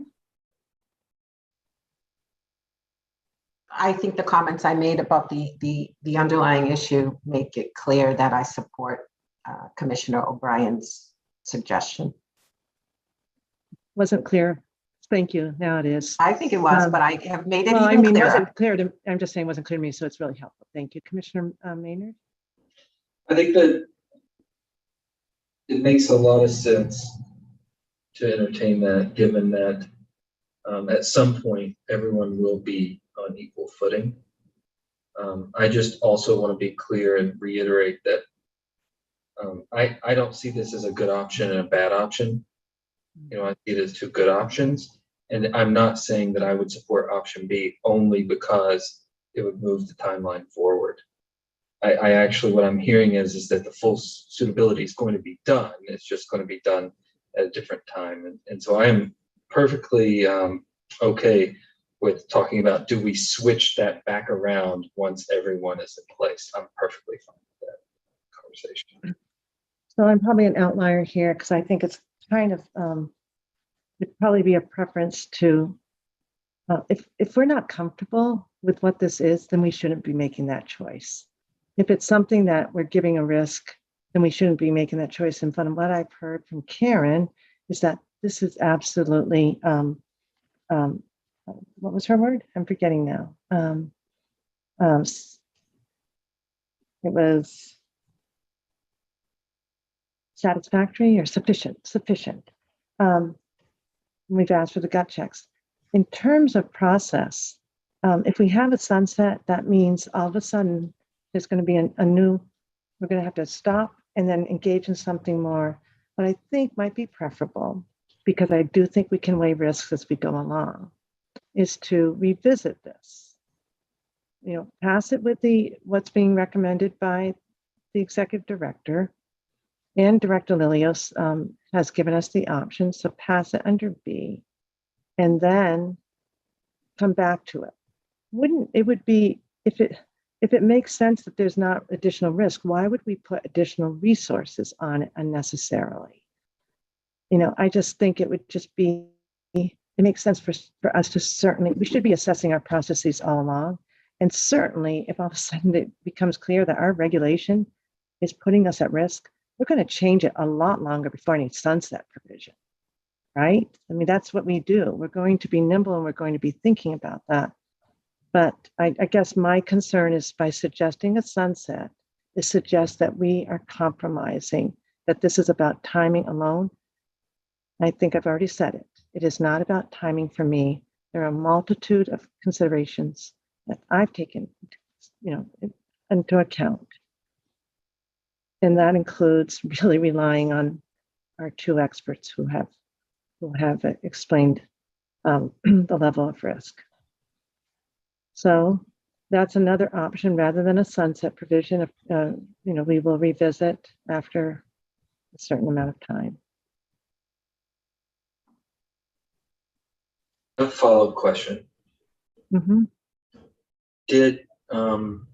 Were all vendors put through option A, every vendor, before the casinos opened historically? Pretty much all the gaming vendors were, yes. By Yes. law. By Well, statute. no, because the full invest accompanied by the suitability reports that we document is a lengthy process. Although the temporary sort of gave a really good look at all of the points of investigation, the full invest, you know, fully documented it in narrative reports of all of the entities and all of the individuals as sort of a baseline for that initial licensure. So I think all of the gaming vendors went through the initial temporary process to get up and running. Now, And that's, I mean, but that was all, but all the suitability was done in advance in the gaming. We're looking at a different structure now, right? Loretta, everything was kind of pushed at the front of the process on suitability for the standing up the casinos. yes, and under the, you know, under option A, which we used, there was a deep look.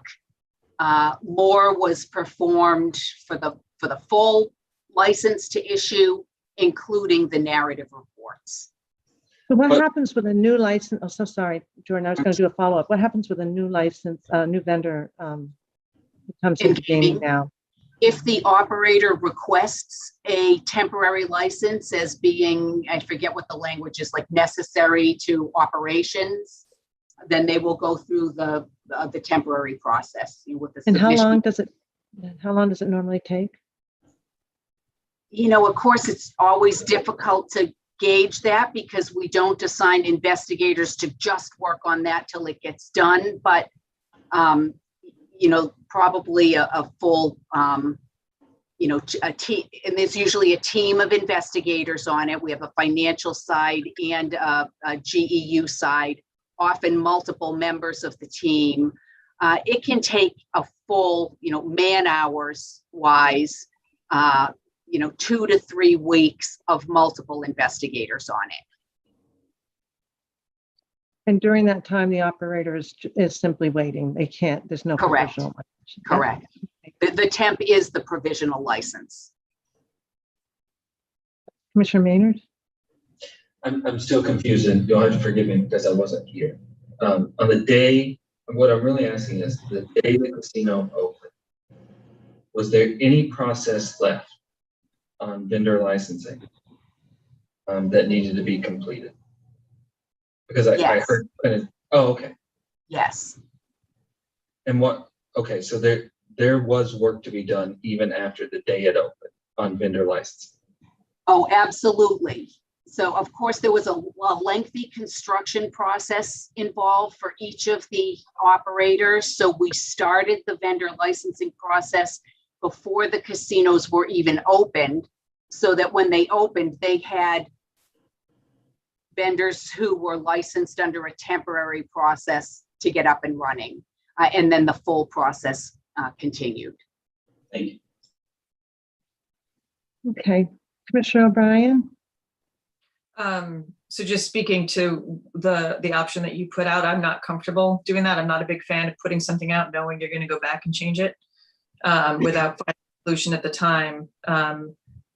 So my only comfort level with option B is to get information from GLI to identify certain vendors that would have a more robust review for the temp license, putting some onus on them to produce documentary confirmation of licensing in other jurisdictions, that sort of stuff. That would be my comfort level would be. Otherwise, my comfort level is option A, even knowing that it's not going to make the timeline or the sunset provision. Derek, I see your hands up. How can I help you? So to answer that request from Commissioner O'Brien, which she made earlier, GLI has said they can do that. My exact notes from the meeting with them is they do an end-to-end review of the platform, and part of that is geofencing platform, the KYC platform, the payment processors, as well as the player account manager platform, and they look at that at a code source level, as well as what other jurisdictions it's already been approved in, whether they have the GLI letter, and then they compare that to the standards that they'd be helping to draft for Massachusetts to see if there's any variation. So they would be able to get that information for you when these applications come in, so that you could do that type of deeper dive. They're familiar with it. They would be able to look at other places that that this is approved in, where they've written letters and where it matches up closely here. So I don't think that's an unreasonable request. I don't think it's something that could not be done. Great, thank you. Okay, so let's call the question. Thank you, Derek. That was really helpful. On first off, we need to have a motion on whether we feel that licensing vendors should be required under our construct, because as we have said right now, 23N is silent on that. The language as to licenses allows for us to make that a requirement. Director Lilios, were you going to add something? Nope. Oh, okay, thank you. Are we ready to address that? I'm happy to make a motion on that. Thanks, Commissioner. Madam Chair, I move that the commission determine to license vendors under Chapter 23N and direct staff to promulgate the necessary regulation to effectuate the vendor license. Second. It might be helpful, however, No, Commissioner O'Brien, to repeat the motion just because of the interference. Yep, I moved that the commission determine to license vendors under Chapter 23N and direct staff to draft and promulgate for our consideration a regulatory scheme to implement vendor licensing under 23N. Commissioner Skinner, you gave a second. Thank you very much. Any further questions? Okay, Commissioner O'Brien. Aye. Commissioner Hill. Aye. Commissioner Maynard. Aye. Oh, Commissioner Skinner, I'm sorry, I was looking in the row. Okay. Commissioner Skinner. Aye. Commissioner Maynard. Aye. And I vote yes. All right. Now, in terms of the reg that is proposed to us, should we find if we have a consensus on the approach on A and B, and that might help in a motion. I think it might be cleaner, Commissioner O'Brien, if we adopt the sunset provision that you're looking for, but I would want to be on the record that, and I think I've said it, so I think I've said it 3 times now, but certainly time is always got to be a factor in the job that we have in front of us. For me, that is not the sole factor by far. If for any reason I thought that we were putting the Gaming Commission at a particular risk, I would not be recommending and would not be joining in on a vote to adopt B. So I just want that to be on the record. We could sunset it, but I think sunsetting would also allow us, we could also decide at that time to re-engage if in fact there's a discussion about resources for Karen and team on it. And so in terms of the sunset timeframe, I'm not sure what you were thinking of, Eileen, and that might be something we just need to chew on. Right, and because it somewhat ties into the launching, right? I mean, the idea would be this is a finite period of time during the Cat 1, 2, and 3 launch. Now, we've heard Cat 2 is probably not launching until April, and so the timeline would probably go at least through then. I don't know. Did we hear that Cat 2 is not, was that said? One of the Cats who stated at the roundtable that was their best estimate as of September 22nd. Yeah, and Karen has said, she just is that it's sort of tabled. So I don't want to throw out any timetable. Karen? Yeah, that's correct. There was also a press article with respect to the Raynham group that I think said something about an April 1st date, but nothing is confirmed right now. And I'm been in contact with both entities, and they've both said, basically stand by and we'll give you more information. Okay, and so Karen, does that in any way change your recommendations made earlier on timeline? Well, I think we're going to have to just pull the category 2 somewhere into the timeline once we get more information. They still need to figure out a few things, so that's just a later conversation, and it may mean they maybe a little bit later if they're not ready, but that I think that's acceptable. Okay. All right. So a good point, Commissioner O'Brien, in terms of the sunset. So this is assuming, of course, that we're going with the March launch.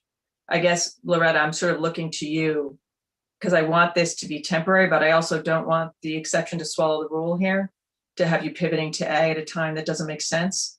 Right. I mean, so in my mind, I'm thinking about no later than April 30th.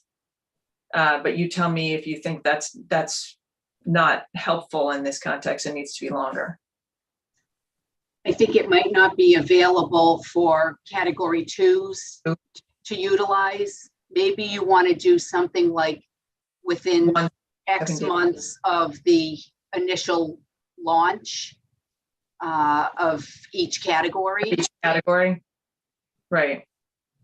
I was wondering that. I had category 1s and 2s separated out a little bit. I would make a suggestion that we don't necessarily impose a new structure on the team, too close. They're going to be in that suitability phase. I understand that your desire is basically for going forward on the future, that you might want more process. Could we offer them a little bit more time so that they're not switching up their process? I'm wondering, I don't know if July, if you stick with fiscal year, let's say is June 30. What about year end? Oh, you said you thought about this last night. Commissioner Hill, thoughts on timing? I envisioned actually through the year, Yeah.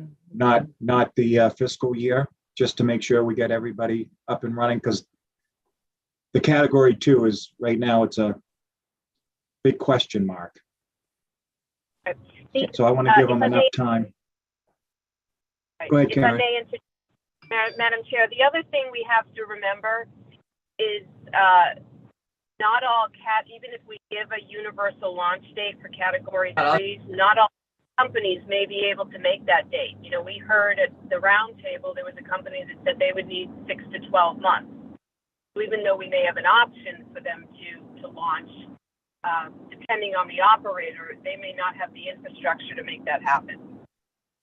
So we could be taking away that sort of the option B process if we sunset from an operator entering a little bit later. Mhm. Loretta, I have a question, and bear with me as I get it out. The temporary suitability review process, did I hear you say it takes 2 to 3 weeks per vendor? 2 to 3 weeks worth of dedicated man hours with multiple team members, usually 3, sometimes 4. Okay, and we're not always able to dedicate, the whole uninterrupted time to it. So it may stretch out over we try to get it done quickly, right? That's the whole point of the temporary piece. But, it may take up to a month. And how long does the full suitability review take? Again, we balance that with our entire workload, knowing that the company is operating with eligibility under the temporary licensure. So we're looking at risk, we're looking at workload. So we're looking at the expiration date of the license. The regulations say, you have the whole period of temporary licensure. I think it says to do it, to do the full, but it can take over a year. Okay. Well, then it doesn't sound like what I was about to get at would be helpful. So never mind. Okay. But that's good background. I think that's an important question to ask. The final process there, I don't know, Director Lillis, right now we may have qualifiers who they won't come to us for a while now, but they are operating under temporary in the gaming world. Sometimes it's a bigger spread depending on the workload. Commissioner Maynard? We have to think about these things in real time, right? And the first time I heard about it was literally when it was just pitched, and Brad said he was thinking about it too. The more I think about it, I'm sitting here and thought about it. How can I hold a vendor that may be smaller, maybe diverse, to a different standard just because they're later on to come into market than to these old ones? That's a part of the way I'm starting to think about this. And I just feel like there's something not right about it.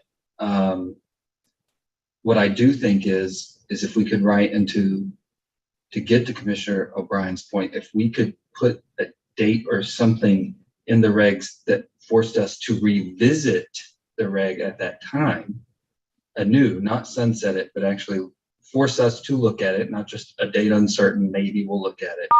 I would be more comfortable with that. But the more I think about it, I have a problem with holding 2 different standards out.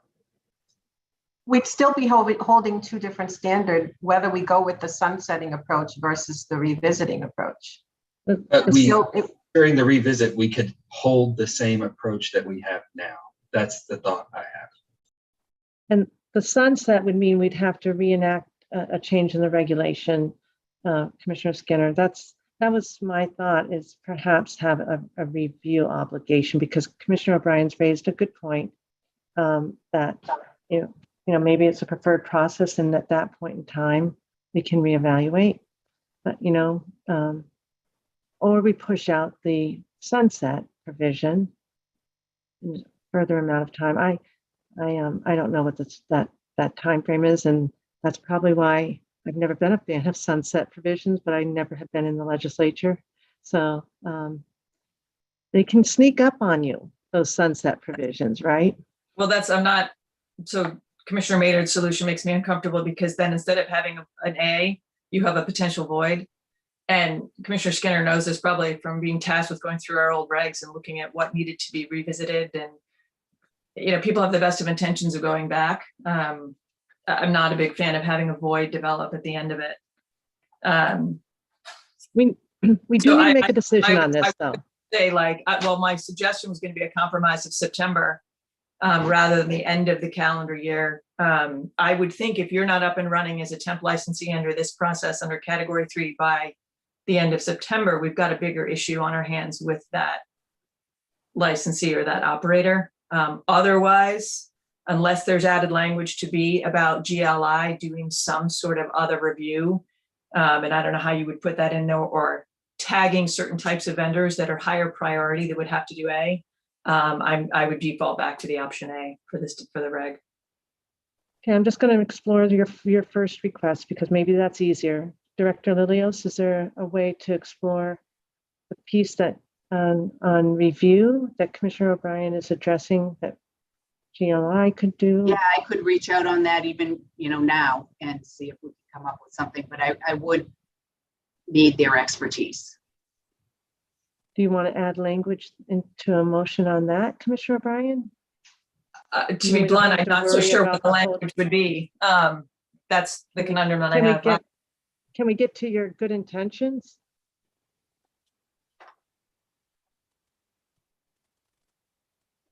In what way? I depend on you. I depend on you to tell me what your good intentions are. No, honestly, I'm hearing you, but I'm having a hard time, but I know it's in your head.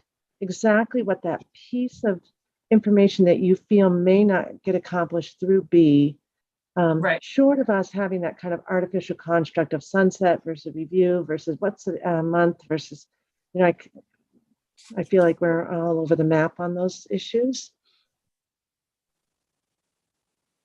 I mean, I know it's not what Madam Chair wants to hear, but what I think might be the most efficient way of doing it, have her You may talk not know what I hear.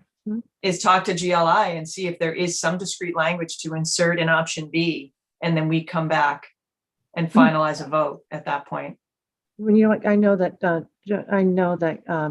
because I had this conversation right before we came on, that Director Wells is very interested in us moving on today's vendor license. So it's not really about Madam Chair, to quote you, what I want to hear. I am interested in moving things. I am not interested in compromising risk. If it turns out then the other option is only to do the sunset, then fine. If we can revisit an amendment on this down the road, I'm fine with that too.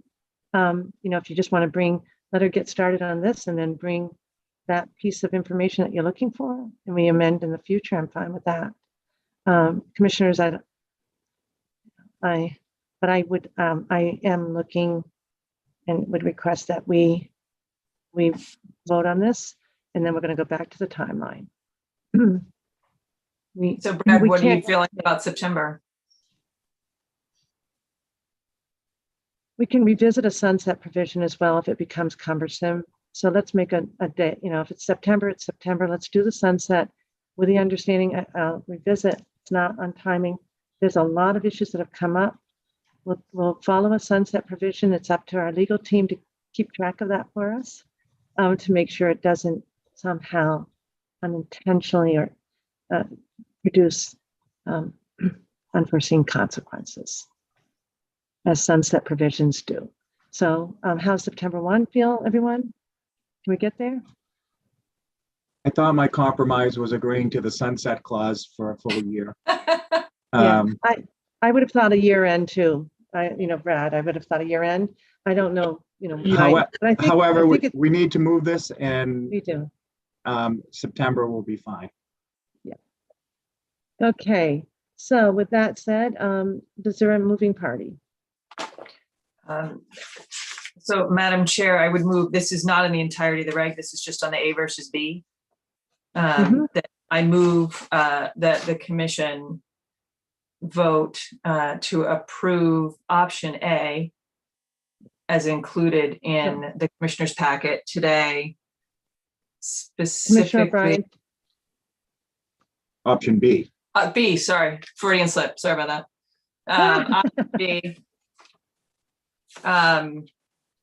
under a sunset provision that any application for a temporary license received after September 30th,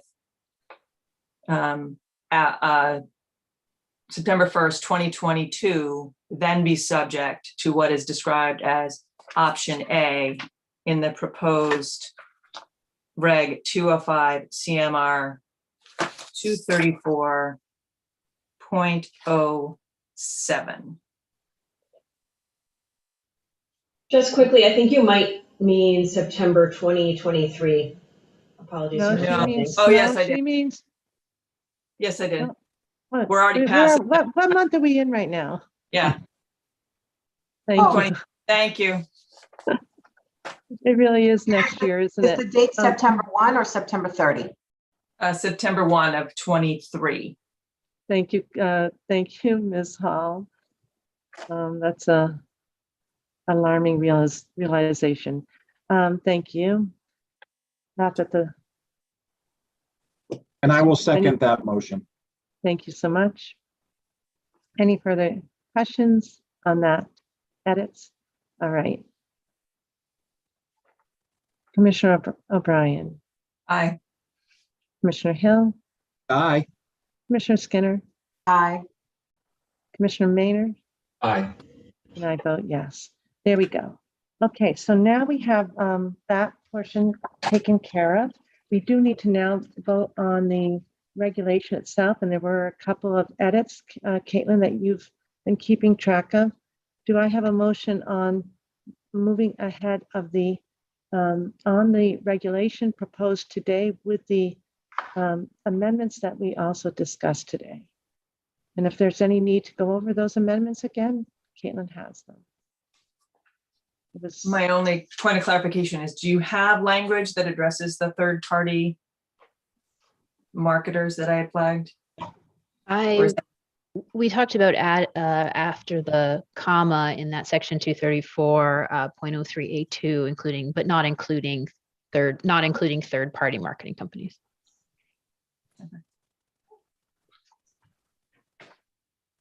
Are you comfortable with that, Commissioner? Yeah, if legal thinks that covers it, then I'm comfortable with that. I mean, I'm happy to think about it a little bit more, the exact language, but I think we understand the point. And we're going to put these out for comment anyway, right? So that if somebody has a language suggestion, obviously we can come back. This is again, assuming an emergency regulation, that was what was requested.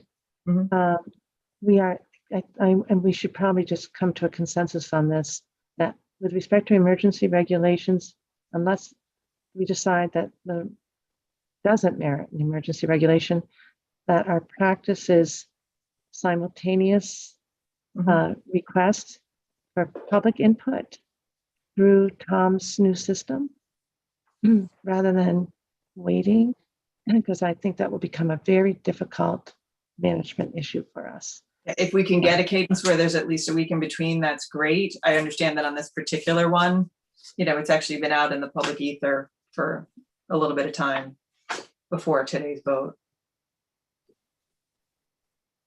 Yeah. I'm just flagging if someone has very particularized language from a responsible gaming group, marketing group that they gave us in the next couple of days, I'd certainly want us to look at it. Yeah, and remember, we are going to be gaining public, we're going to keep this up all along. And so I want to assure the public, we always are going to take public input, and we can change regulations. We also have the required process that we must do that legal is going to take care of through the Secretary of State's office. So we are absolutely getting more input than what's per se required. And I think we all agree that that's a great process that we've got in place, right? Okay, so let's see how it gets managed through Tom and team right now. But I think when we make a decision, it is simultaneously posted for public input. May I just clarify? Madam Chair? May I clarify on the process? Yeah. Yes, please. Just to be clear, so for legal, if you vote to promulgate by emergency today, we are authorized to file it and have it filed with the Secretary of State as soon as we can.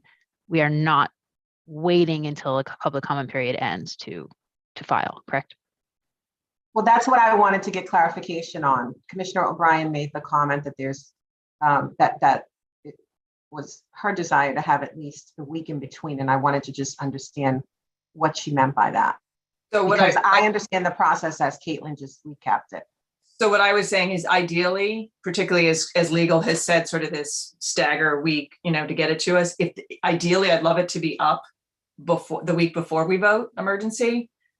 I understand this particular one, it's kind of been out attached to the agenda and we've talked about it for a couple of days, but that doesn't stop. My point is, even if we're doing it simultaneously and it goes by emergency to the Secretary of State's office, if a week from now we get a comment that particularized language needs to go in, we can come back and change it. And Caitlin, you're unmuting, so maybe I'm wrong on this. And by emergency, amend the reg. Am I right? What I'm hearing is potentially, if we have it in the packet the Thursday before, when it goes into the packet, it goes up online at the same time for public comment.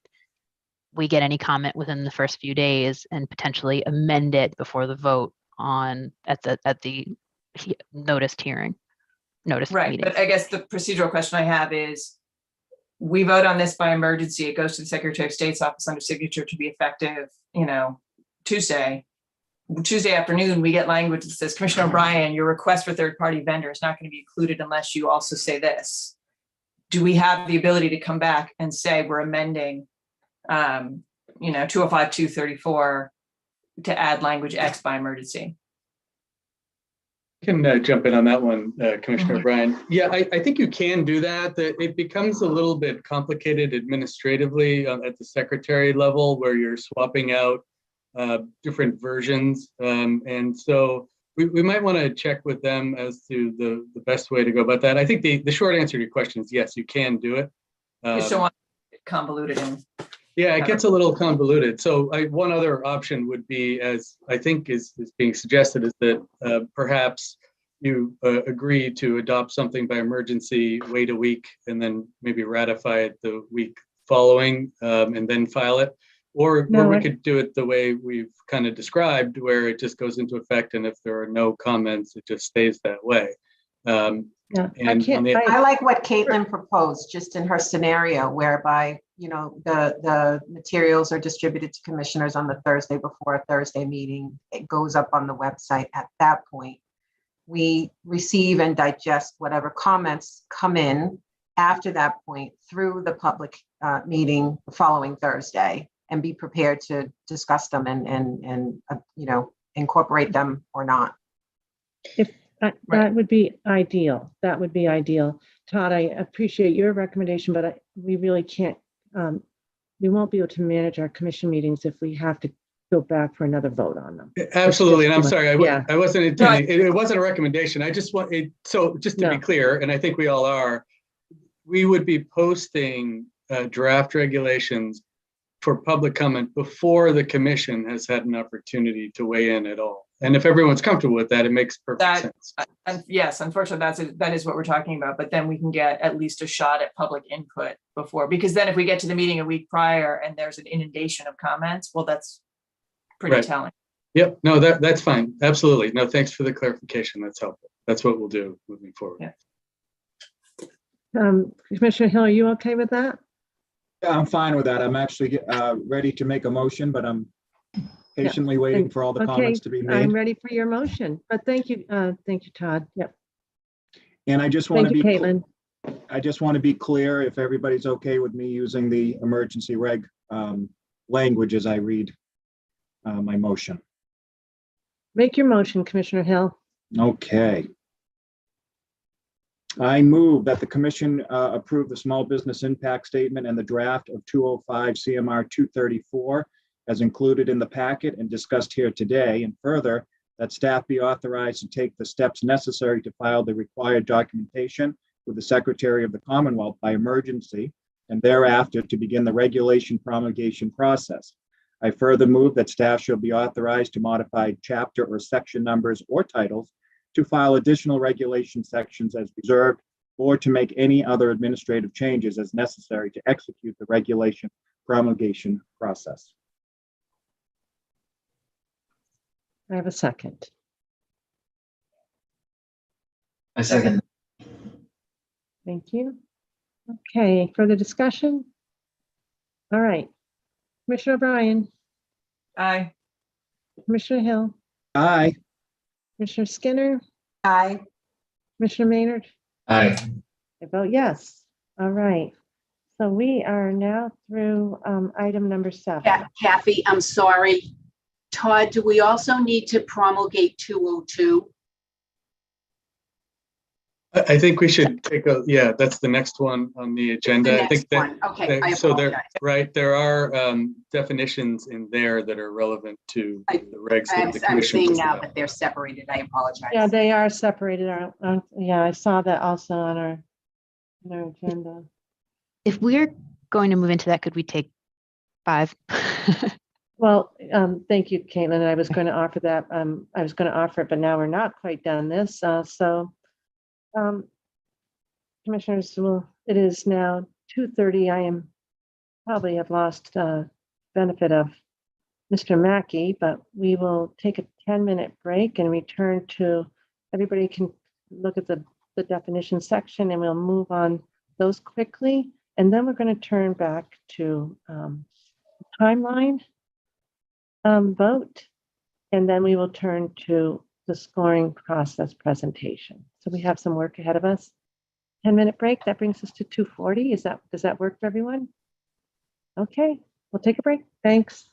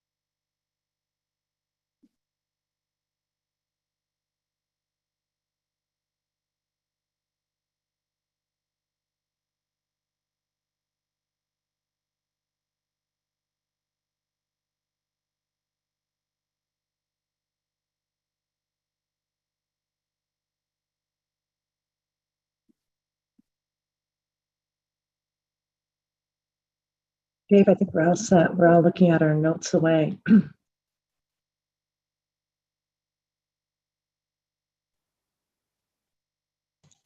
All set. Excellent, thank you. Excuse me. So it is Friday, October 7th, and we are continuing on public meeting number 396. This is the Massachusetts Gaming Commission, and I'm going to do a roll call because we're meeting virtually. Good afternoon, Commissioner O'Brien. Hello, I am here. Commissioner Hill. I am back. Commissioner Skinner. I'm here. And Commissioner Maynard. I'm here, Madam Chair. Oh, and we are all here, and Karen Wells has had a reunion with her son. Yep, I'm back. He's home safe and sound. Yes, and thank you for accommodating us on your drive, and welcome home to him for a break, right? Okay, so we now are turning, Karen, in case you were transitioning to item, it's actually item 7B, the draft regulations 205 CMR 202, the definitions, which are Okay. separate. Okay. So I think, commissioners, you probably have had a chance to review. Commissioner O'Brien, I'm not sure if you noticed that there is a definition of, but not limited to, who is the sports, comprises sports wagering vendors. I wondered if you wanted to actually affirmatively include the group that you had been focused on. Yeah, so I was looking at the non-sports wagering definition. I just want to make sure that, do we need to reference the other reg? That one, or you could even affirmatively put it in the list of sports wagering vendors if you wanted to. Yeah, maybe that's the safer way to do it. That might be helpful, right? Yeah, that's probably the safer way to do it. Yeah, so So cross-reference. Caitlin, whatever, adding that same third party, marketing vendor license language into as J under sports wagering vendor. Oh, yeah. Okay. I'm sorry. I apologize. I was looking at the wrong thing. Oh, no, wait, we but can. now, wait, am I misspeaking here? Wait. No, that's right. That's the sports wagering vendor. Including And then you would include So I think them that's the opposite. That's no, who's but that's included. the opposite. I don't want Yeah. them in, actually. I do not want them in there. Yeah. I think the way that it's been cleaned up in the statute they're or in not the required to be regulation. licensed. A sports wagering vendor, they're not required to be licensed as an operator. But they are the sports wagering vendor. Don't you want them to be a sports wagering vendor? I thought I was more looking, they're a non-sports wagering vendor, aren't they? Oh, I'm looking at it does Loretta, read you're funny. muted. If you read the beginning, it does trick you. But the sports wagering vendor definition includes everything, but not limited to that A through I list, right? Todd and Sorry, are we Caitlin? on 202 or are we back at 234? We're on 202. So what's the context? Would it be Just helpful trying if to I make gave an nothing- introduction to Yeah, the yeah, sure, go ahead. So 202, the reg that we're bringing forward is 205 CMR 202, and this does two things. Section 202.01 is pretty procedural. It sets out the commission's authority to promulgate regulations. And then section 202 are definitions, an initial set of definitions that we expect to be used in the sports wagering set of regulations, which is going to be the 200 series. Now, of course, we're in the process of promulgating those regulations. So what we've done here is put forth an initial set of definitions that we know will be in the regulations, including vendor-related regulations. And then we will move to amend this later in the regulation promulgation process to incorporate more definitions that we need as we go through the process. So that is what is before you for adoption today, potentially. Great, thank you. And we jumped ahead a little bit. Excuse us, Caitlin. I had Commissioner O'Brien's interest in mind. And so I didn't know if you wanted to affirmatively include that group under the sports wagering vendor definition, or as you say, you could make sure that it's not a non-sports wagering vendor. The language does kind of trip you up at the beginning of that definition, right, Mm-hmm. Commissioner? but it's not required to be licensed as an operator or sports wagering operator or a gaming vendor under 23K. Commissioner O'Brien, if I can ask, were you contemplating that the marketing affiliates would fall under the registrant status? No. Okay, then they should be listed.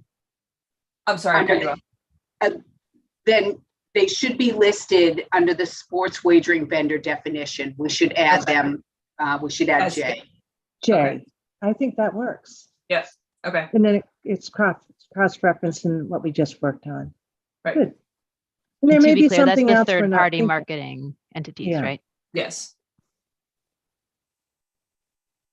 Okay. And this Other is thoughts? third-party marketers of promotional play. It would be the app, it'd be the vendors that would pull people in to the apps. Because they then, my understanding is most of them get paid either as a proportion of play or per play. Okay. And so they're Or per patron, per customer.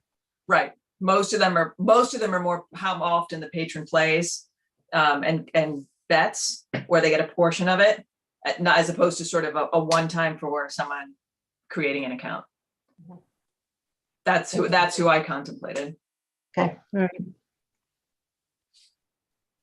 Other edits or concerns or questions for Caitlin on this, because we can move right along. And this is under construct, but we want to at least adopt it right now, right, Caitlin? That would be You're helpful, looking, yes. you're looking for a motion. All right, do I have that? If there are no other questions. I have a motion, Madam Chair. I move that the commission approve the small business impact statement and the draft of 205 CMR 202 as included in the packet and discussed here today, and further that staff be authorized to take the steps necessary to file the required documentation with the Secretary of the Commonwealth by emergency, and thereafter to begin the regulation promulgation process. I further move that staff shall be authorized to modify chapter or section numbers or titles, to file additional regulation sections as reserved, or to make any other administrative changes as necessary to execute the regulation promulgation process. Have a second? Thank you, Commissioner. Okay, any further questions or edits for Caitlin on this? Commissioner Skinner? All right. All right. I was just preparing to vote. I realize that. It still remains a challenge virtually, so everyone, thank you for your patience. Commissioner O'Brien? Aye. Commissioner Hill? Aye. Commissioner Maynard, Skinner? Aye. And Commissioner Maynard? Aye. Jumping around in your boxes, friends. Okay, then, and I vote yes. So 5-0 on that, Caitlin, thank you with that edit. All right, then we now can move back to our original item. We were considering a motion on the timeline discussion. Karen is back, so she had made a recommendation to us on a timeline. Karen, just to refresh our memory, if you want to just give us the milestones, that would be great. Okay, oh, you know what? My papers are a little disoriented here. So the ultimate timeline, the retail launch, I'm just looking at the dates here. That would put it at late January. So, you know, if you wanted to, I'm suggesting you might not want to do a Friday, so say January 26th. I prefer to go back to the 2 weeks out from the Super Bowl. Didn't whoever that commenter was say 2 weeks? So what's? Well, I think yeah. So let's let me just January. Yeah. So the Super Bowl is February 12th. If you go back 2 weeks, that puts it at January 29th, which is a Sunday, which may not be a bad idea if that's less than a Friday or Saturday night busy day. Erin, I'd like to understand that comment a little better, please. Yeah. The from about the busy days. Or the 2 week lead Whatever time. the comment was that Sterl received during our. Oh, okay, I'll just read discussion. it to you. And I have not had an opportunity to speak with him or get more of a question. It was, hold on. was Doug, and I'm not sure if Sterl's on, if he can let me know Yeah. which Yes. Doug. Sterl, who is Doug? Is that from the property or is that internal? So this is the property, Okay. and one of the people that will be in charge of their sports wagering is well versed and knows historically how the Super Bowl wagering works. So once the Super Bowl is two teams are in, there's a 2-week period before that Sunday, in which time lots of people make lots of wagers.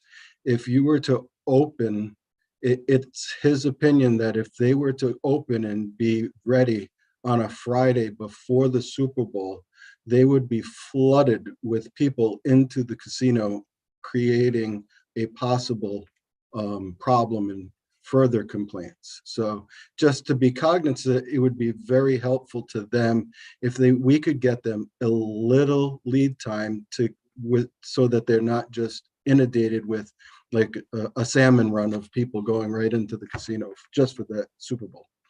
Because That's the all. Friday before the Sunday Super Bowl is too late, if you will. So does the January 29th date make sense? I think in my personal opinion and from conversations with other regulators, that yes, if you definitely put it out, and especially our experience of opening the casinos, we always tried to do a test period on not a busy night, right? So Sunday might actually work out better for them 2 weeks prior.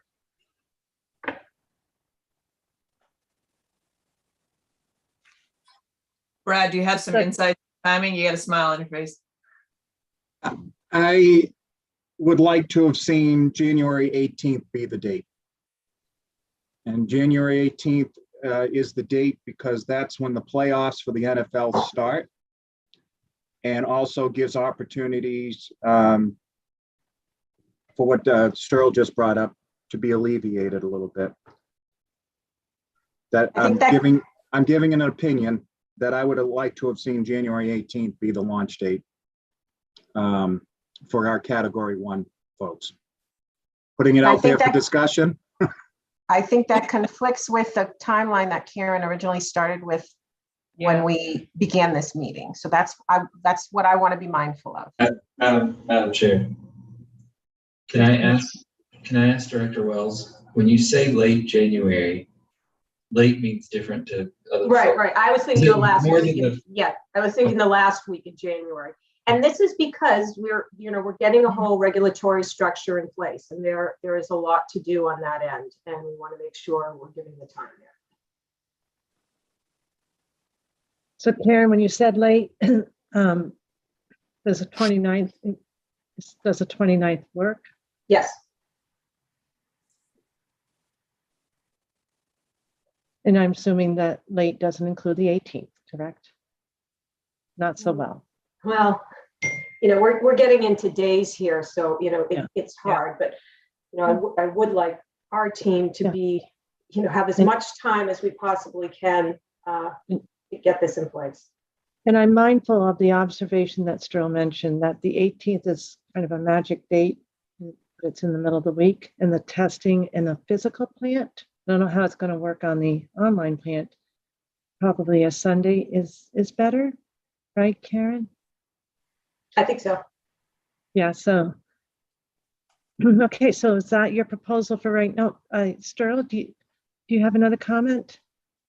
Just foresight of when you want to open the online wagering. Oh, you know what, can we? Well, I thought you were just saying that it would work. Sunday might not be a good day for that. So. Oh, thank you. Okay, so that's good to know. All right, so let's before we skip to that subject matter, let's just get comfortable with the retail. Thank you, Sterl. I did invite that. Okay. So your timeline, Karen. Sorry. Go right ahead, Commissioner. Go right ahead, Commissioner Hill. So we've been compromising over the last 24 hours, and Karen, can you explain why maybe we couldn't do this launch date for like the Sunday of the 22nd? Is that not enough time? to get us up and running? I mean, I think this just gets into the general theme of we have a lot of regulations to put in place. I don't think it impacts suitability. It's the matter of getting that in place.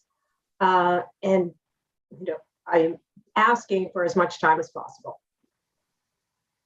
Yeah. Thank you. And what it's worth, I feel like I've been doing a lot of compromising on the date because my comfort zone is way past this. Understood. And I echo that. I've given it, I'm compromising significantly with the Super Bowl date in general. Understood.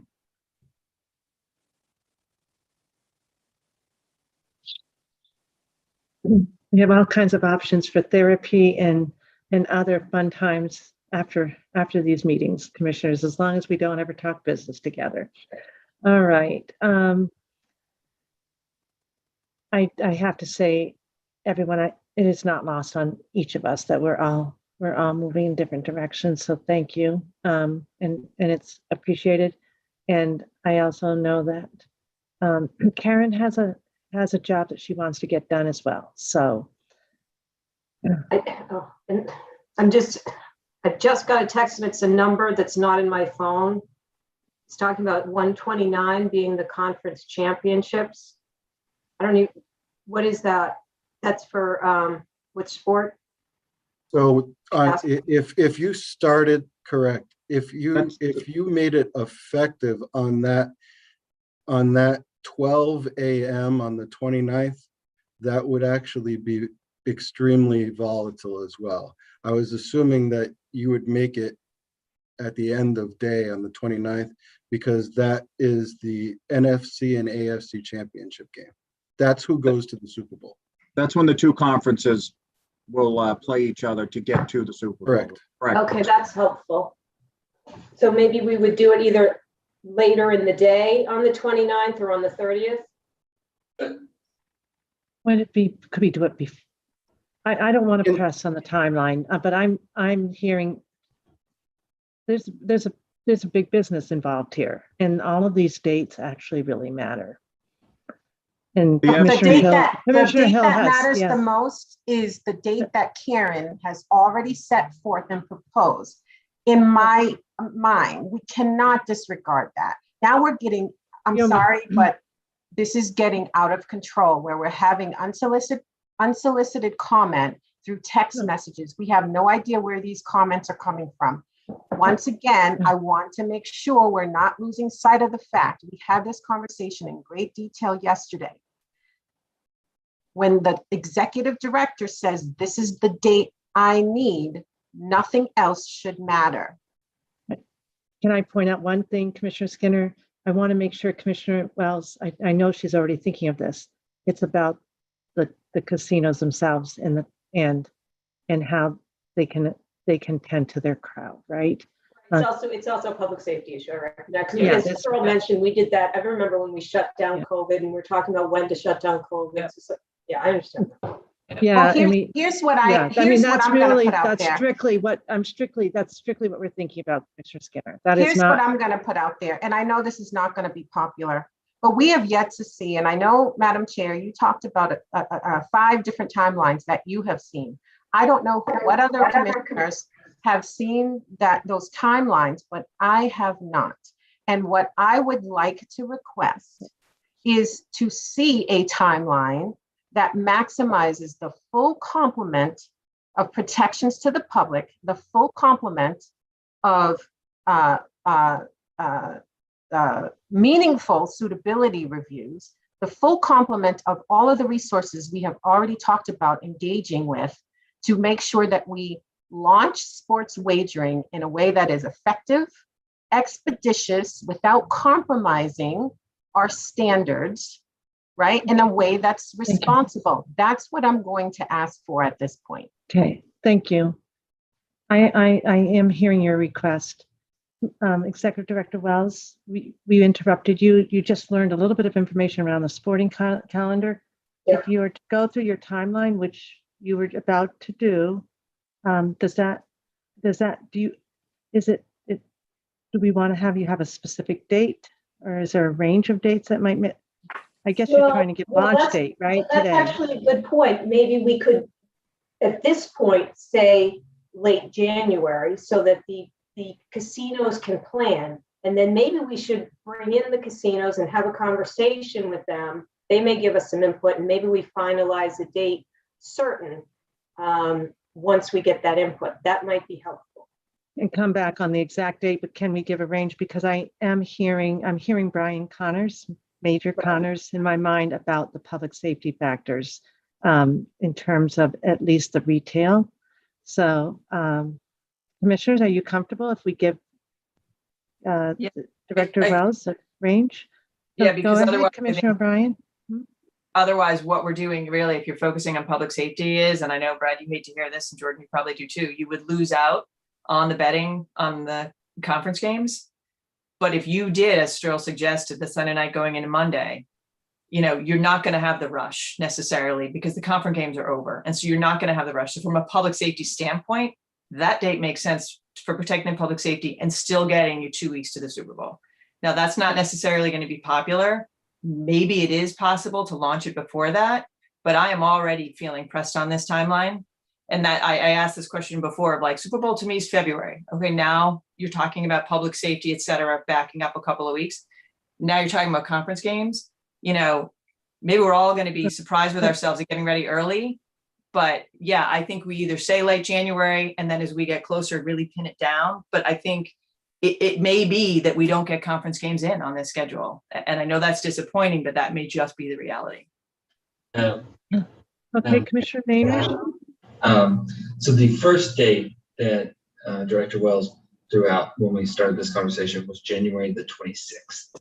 So I just want to be clear. I've heard it said that, that it couldn't be earlier potentially. That was the first date I heard. I of course, you're correct, Commissioner O'Brien. I'm not going to lie. I would love to capture that NFC and AFC championship game.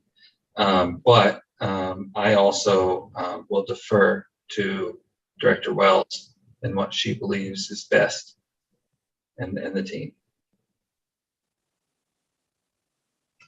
Another thing is that with GLI expected to come on board, they may also be able to help with some advice on narrowing the timeline. I think that they can give some expertise in that area. So actually the broad range now and then narrowing it close to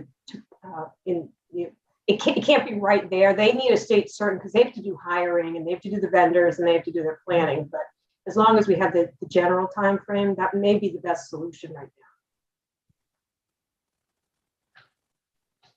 So That sounds reasonable. A range, yeah, a range. Yeah, I'm very comfortable with. You can come back to us. Maybe we might even have that for our next meeting. I don't know if we are going to have to look at our schedule right now. Our next meeting, I believe, is certainly Thursday, if not Wednesday, and perhaps Tuesday if we need it. But it looks like we're moving ahead pretty well today. So Karen, would you be able to get that intelligence and then we could actually publicize the launch date, or do you want to, what's your suggestion? I will do whatever I can to get it by next week. Okay, great. So there'd be a range of. My comfort level is a range. My fear this early in the process, even next week, committing to a date before GLI is even really on board. Okay. I don't want to create false expectations or safety issues at casinos with people showing up thinking something's happening when it's not. So I'm loath to set up a date specific as opposed to the ranges that we're talking about. At some point, you're going to be okay with it? At some point, yep. Excellent. Okay. So we've got a range on the end of January, late January, I think is Karen's terminology. Then, and the work plan that you've set out, we commissioners will have to be figuring out our calendar, and we're not going to concentrate on that today. We're going to get some high level input on our process for evaluation coming up. Then, in order to vote today on the timeline, we'd like to have your recommendation again for the launching of the untethered Category 3 I guess it's all the category 3. I'm Right, sorry, right. universal launch. They all merge together. So Yeah, this all together, the yes. timeline process really accounts for the competitive process for the untethered. But if the commission wants to do a simultaneous launch for mobile, there would be one initial launch date. And as I That was mentioned, my misspeak. My apologies. Yeah. So Universal launch for online. exactly. So And your as I mentioned, we should be aware that there is a caveat there. The commission may select operators that cannot be ready by that launch date. So technically, it may not be a universal launch date. It would be the first allowable launch date for the companies that are ready. And that may be because they're not ready, or because through our testing or our check of internal controls, maybe we're not comfortable giving them a certificate of operations. So there's that factor. So I want to manage expectations in that area, that we will, our staff is intending to make sure that these are all checked for the safety and security of the citizens of the Commonwealth they're going to be vetting. So with that in mind, I'd indicated that early March, so that range. And as I mentioned yesterday, obviously, this is a little more difficult to estimate because of the uncertainty of the number of applicants. So making some assumptions that we're dealing with, say 12 to 15 applicants for the untethered. If you get a lot more, you may want to change, and I understand that. So this has, in the 4 components of the timeline, it generally has that 45-day application period that we've already talked about, a 30-day suitability and internal review by the commissioners. That puts you from November 21st till approximately December 31st. Then you've got 2 other pieces, and then we have some timeframes to use here, and the commission can make a decision on how they want to do this. So generally, how I've been breaking it down, was either 30 or 45 days, 60 days, whatever. So this timeline would give a 30-day public review of the applicants for the commissioners to evaluate, and then a 45-day certificate of operations process, and that individual qualifier review. I think Commissioner O'Brien was specifically asking about that. So we've already narrowed down the applicants, so we know who the qualifiers are. We have their multi-jurisdictional personal history disclosure forms, and Loretta is doing suitability review on those. So before you let them go live, we have actually done a check on the individual qualifiers for those licensees. So they really wouldn't get their license until then, and they wouldn't be allowed to open. And so I would, obviously we can play around with those numbers. For example, you could give a little more time on the public review, a little less time on the certificate of operations. So basically looking at 75 days, and the commission has the ultimate authority on how you play around with those days. But this model has, a 30-day public review process, and then a 45-day certificate of operations process. So you could add 5 days to one, subtract 5 days from the other, etc. But that's the model. But there are obviously caveats given that we don't know the number of applicants we're going to get. Aaron, how many days have you allotted for the commissioner review in that timeline? That's a 30-day. You'd have to do it in 30 days. And that is, identified as 30 days plus 30 days, 60 days. Well, 30 days internally, right? So the commissioners would be reviewing the applications for 30 days. It's 30 days that they have for a public review and deliberate as a body. Right. Yeah, And you can, that's tight. I mean, because we're going to be reviewing the regs and everything else. So I think it's not realistic myself. And I think the assumption of 12 to 15 is low. But I see how you're tranching it out. I'm trying here. I'm trying my very best. And then we have the racing matters that are being scheduled right now. Because the racing, right? Because we have a due date. Yes, I understand. I'm just simply pointing out that this is what we have, to Commissioner O'Brien's point. Yeah, and that will be done by November 15th. So that's the good news. That's on the front end of and we have been looking at our calendar closely. that will be done by November 15th. But Commissioner Skinner, you're absolutely right. There's a lot on our plate. Yeah, the There's a lot on our independent plate. But request from you know, EBH. there's a and lot to celebrate at the end of it too. you know, a lot of these assumptions are not ignoring, but certainly not, I don't think, giving full effect to the business at hand of the day-to-day work of the commission. And so I do want to say that, and I've said it before, I'll say it again in sort of all of this timeline discussion. So on all the the process, more impactful, I think, on this range we're talking about now. right. Maybe I should insert here because that is that's fair, and we will hear more, and we won't make a decision. But on process, I have asked Derek and Karen if it would make sense if we did have by our side, Dave Mackey, who has a lot of experience on this, as well as Derek and or his designee, but also a committed consultant who will really guide us through our evaluation process, meticulously keep track of our thoughts and our scoring so that we have a very deliberate, careful process. So that will alleviate maybe some of what you might be imagining the immediate team and staff helping us. The legal team is not us. right. I just wanted to I just wanted to mention that it was going to be, it's not for me to decide, it's a suggestion. And I do think we need that expertise, certainly, and it will also allow us to have additional help. Then we won't have to draw from legal.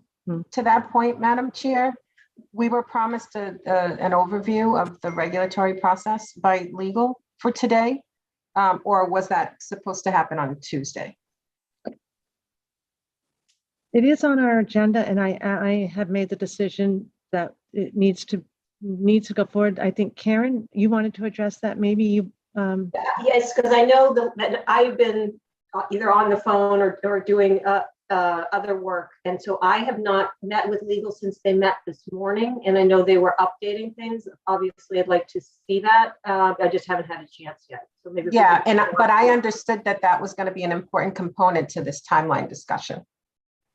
Well, we have from our A&K team yesterday an affirmative statement that they'll meet our timeline. And I understand that there's some concern from our legal team about process. And I think that process really bears on how we meet and how we afford them the ability to meet with us. So I'm gonna say I don't want that. I would prefer that we try not to use that piece of today's work, that the regulatory process in legal, as a means to disrupt our decision making, because we do have from the executive director recommendation based on all that she knows about her team and all that she knows about the processes, that this is the time frame she's putting forth, and it's one that I would recommend that we move forward on. Madam Chair, I'm just simply looking for what was promised to the commission yesterday.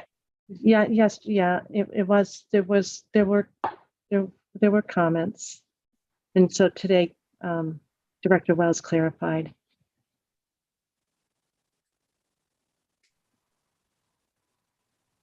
So again, Karen, the two milestones are the late January, and how do you want to frame? Early March. Early March. You should go. Commissioners, further discussion? Otherwise, I'd like to call the question. I'm sorry, I was interrupted for a moment. Karen, could you? Oh, sorry. Early March.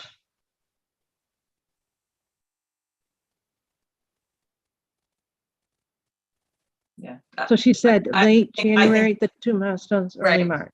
So just for what it's worth, I'm with you in general sense until the end of January. I think that early March is overly aggressive and not realistic. That's my 2 cents on it. And that's based on what? Just so I understand.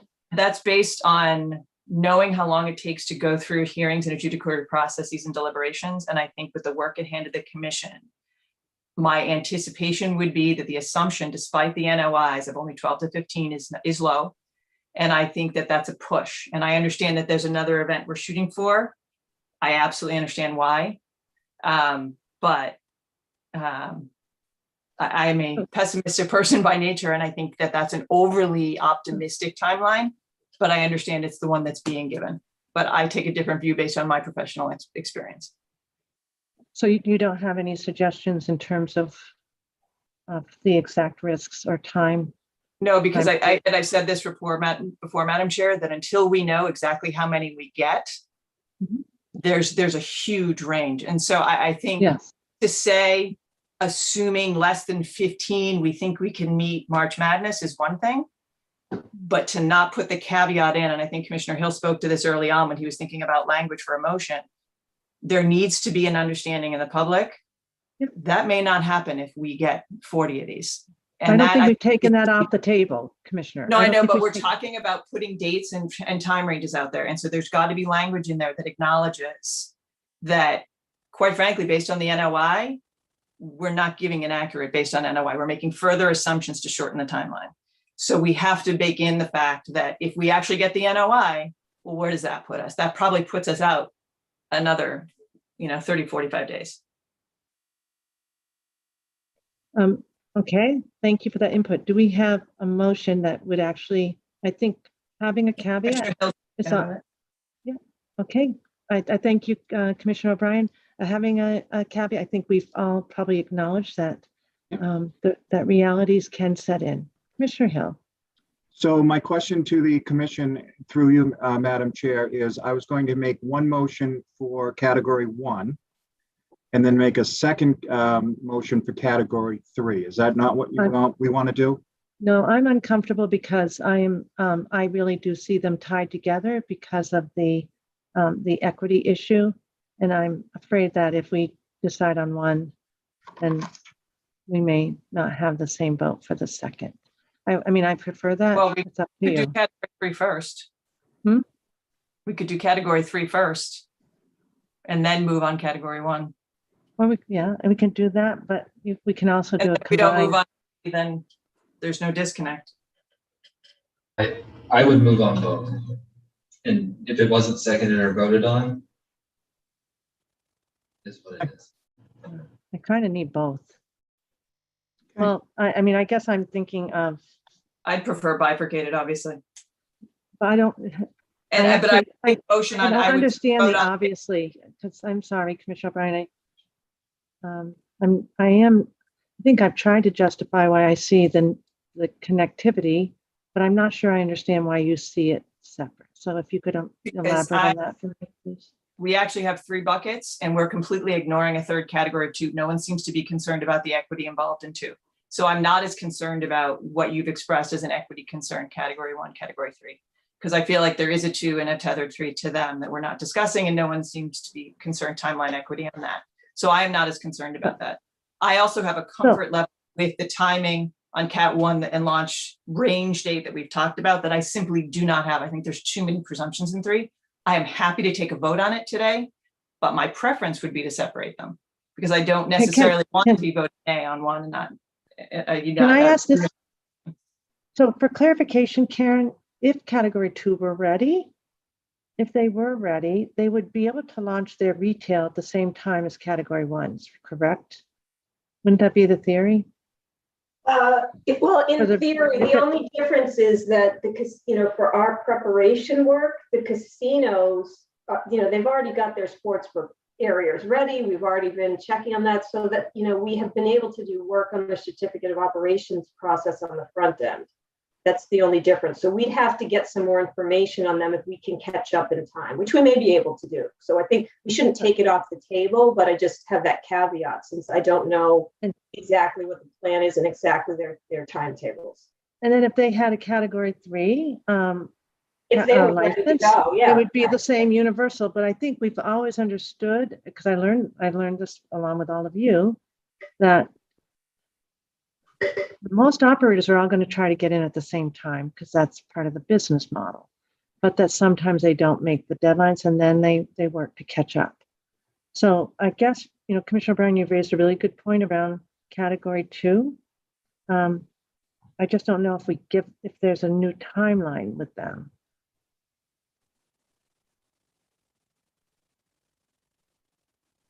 And I take Karen's recommendation on that.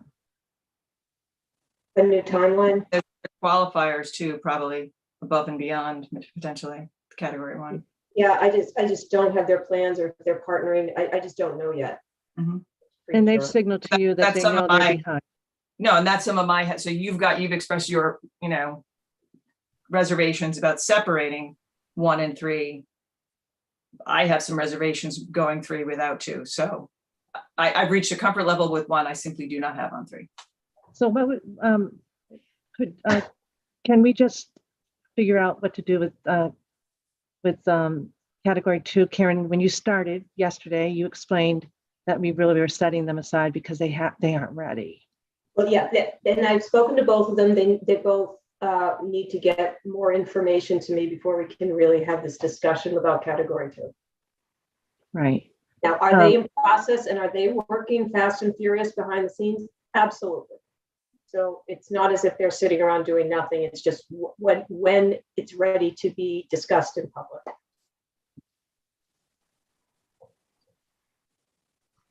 Oh no, my battery. I didn't turn it on. Let's hope that might be. There we go. Okay. So I don't know if Commissioner Hill has language he wants to put forward. I do, but I don't think I've heard a consensus if we're going to just do category 1, category 3, or put them in together. Do I have a motion? Madam Chair, I move that the commission identify late January as the launch date for category 1 sports wagering operators in the Commonwealth of Massachusetts on the condition that the commission may reconsider these dates should there be staff, extraordinary circumstances, or public comment brought up that would not allow for launch on these dates. Do I have a friendly amendment?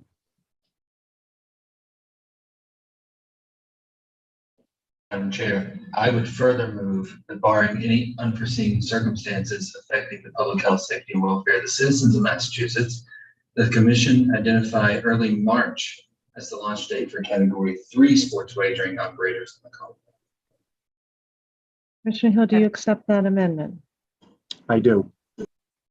And I offer a further amendment relative to the category 3, which is that recommended timeline also be subject to the same criterion listed by Commissioner Hill relative to category 1, in addition to the fact that we may need to reconsider based on the number of applicants received pursuant to the application process for category 3.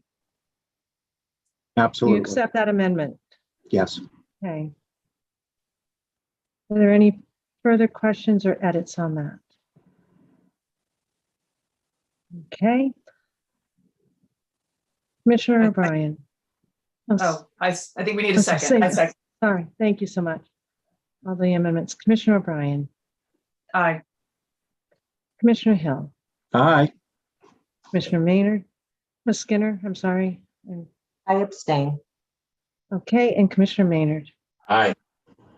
And I vote yes. That's a 4 with 1 abstention. Okay, there we go, everyone. Let's make it a party. Okay, you've got a lot of work ahead of you, but it's very exciting, and it's been work that we've been anticipating. And I really hope that this involves a feeling of team and teamwork ahead of you. And I think that the commissioners all have shown their investment in this team. All right, so moving ahead, we probably have lost David Mackey. We still have Lon Povich on, but I don't think Mr. Povich is prepared to necessarily speak on the presentation of sports wagering scoring process.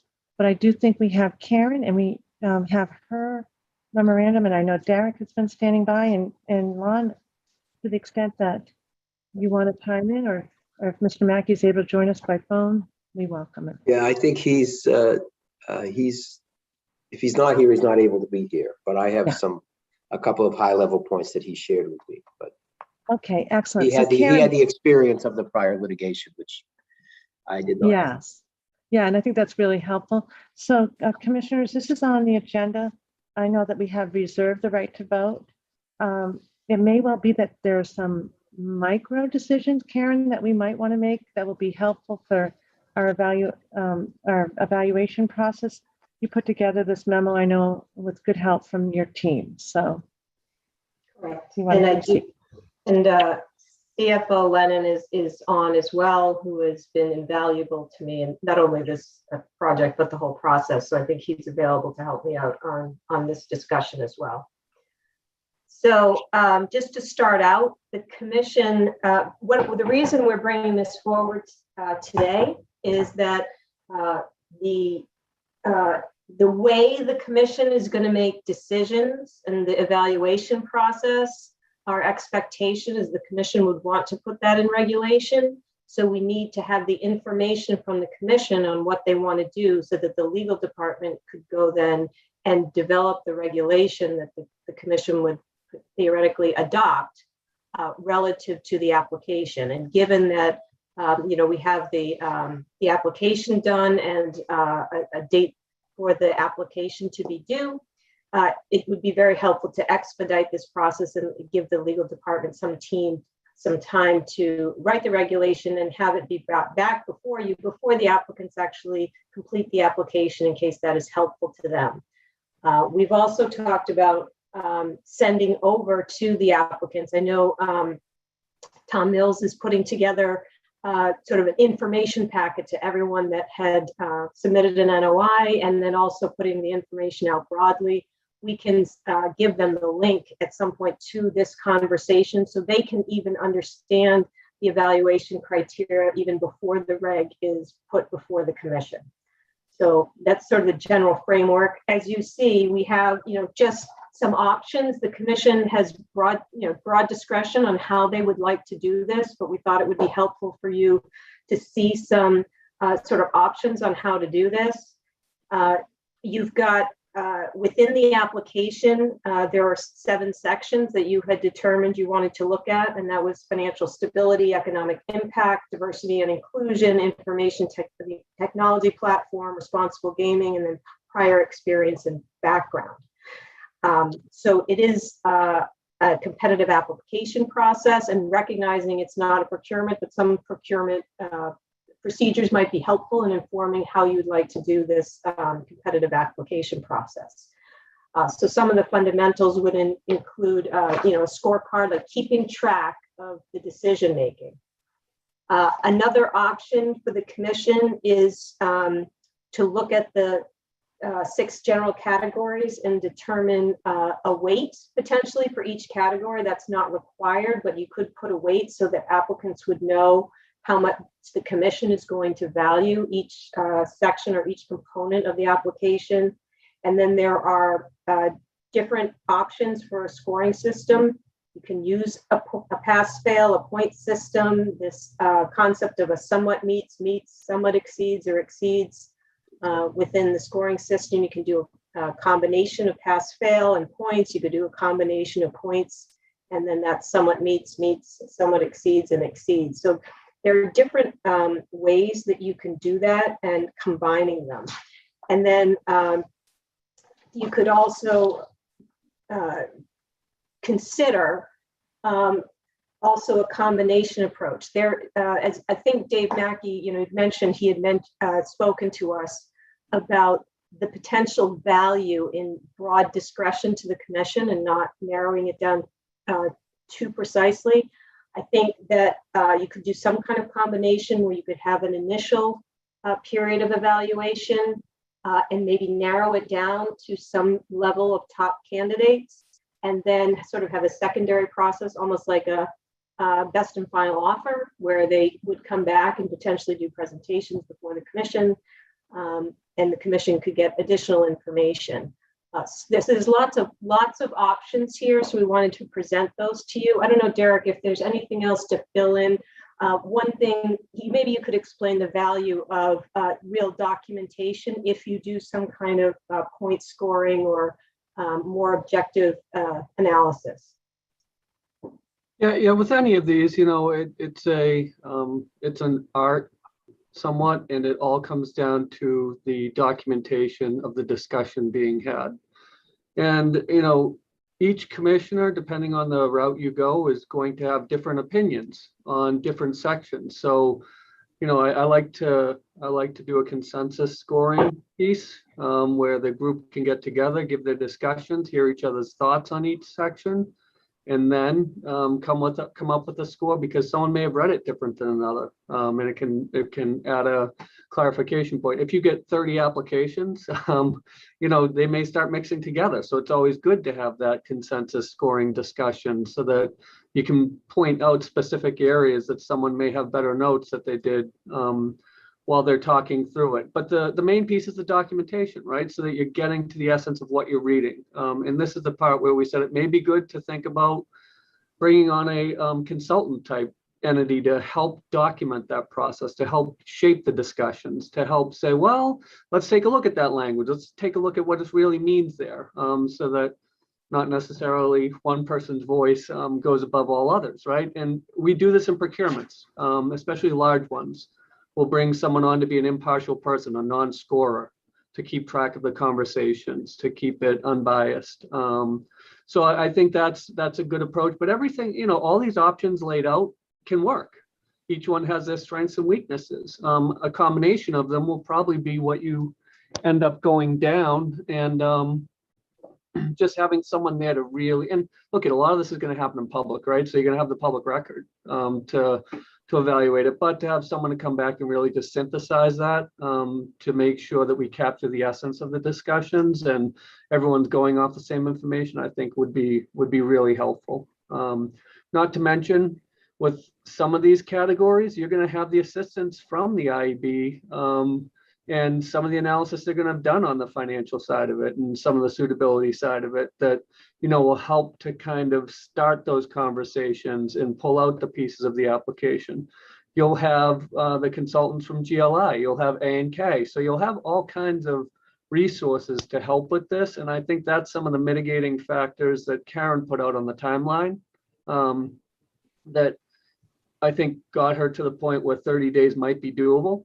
Because with all this assistance and with all this documentation, it helps to make sure that the commissioners have that time to absorb it.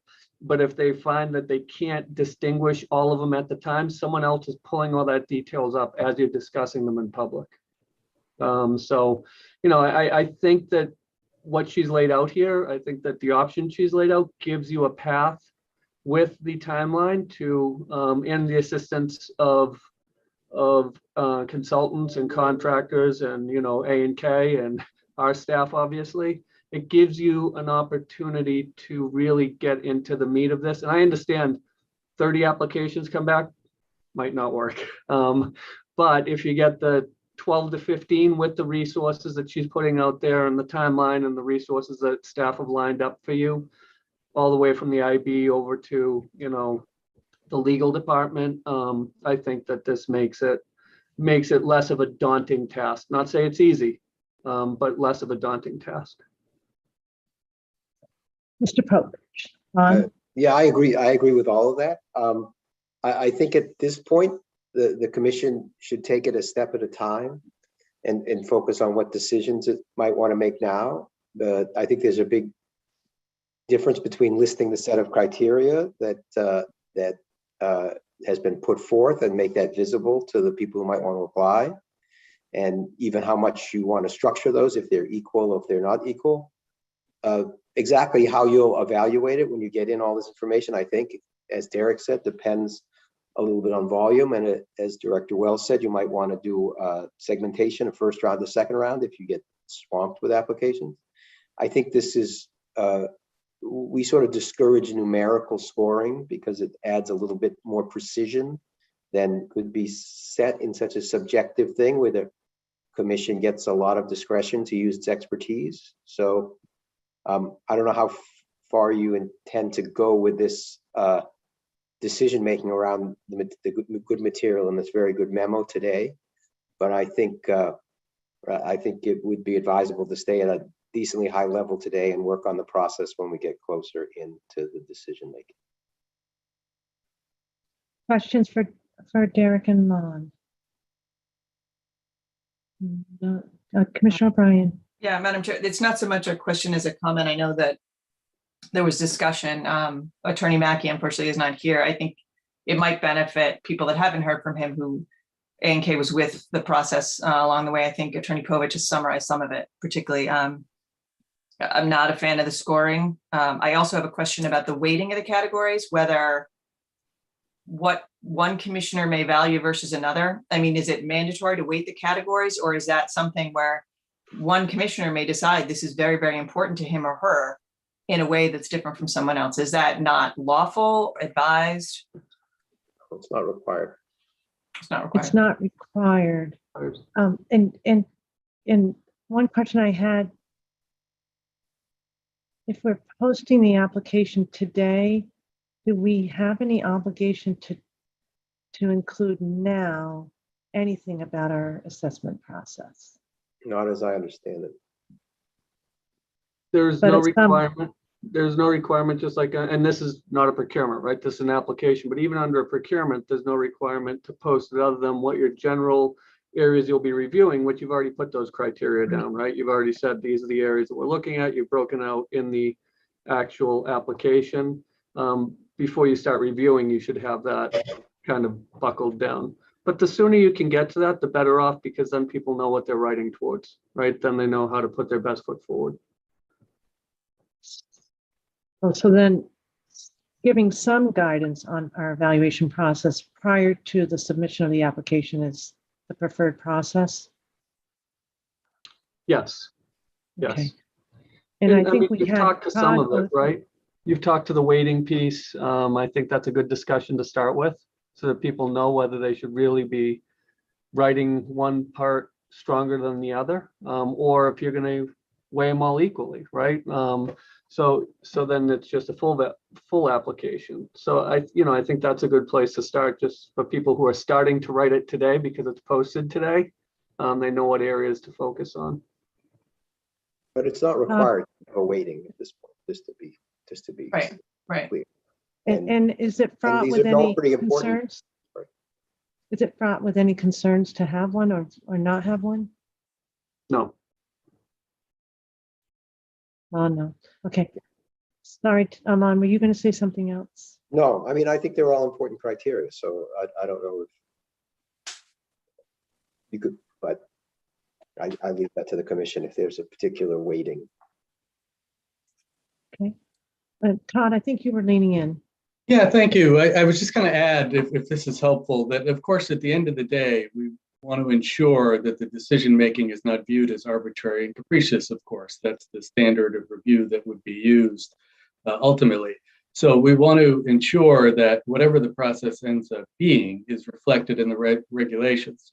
One way to go about doing that, to a number of the comments that have been made, would be to lay out what the options before the commission will be. So people are on notice as to what the process may look like, so that if we do get 40 applications in, they may be reviewed slightly differently. And the commission will at that time determine whether there will be best and final offers, or there will be narrowing of the universe of applications in, and things of that sort. And one way to get there is by coming up with a process prescribed in a regulation that says the commission may engage in the following activities.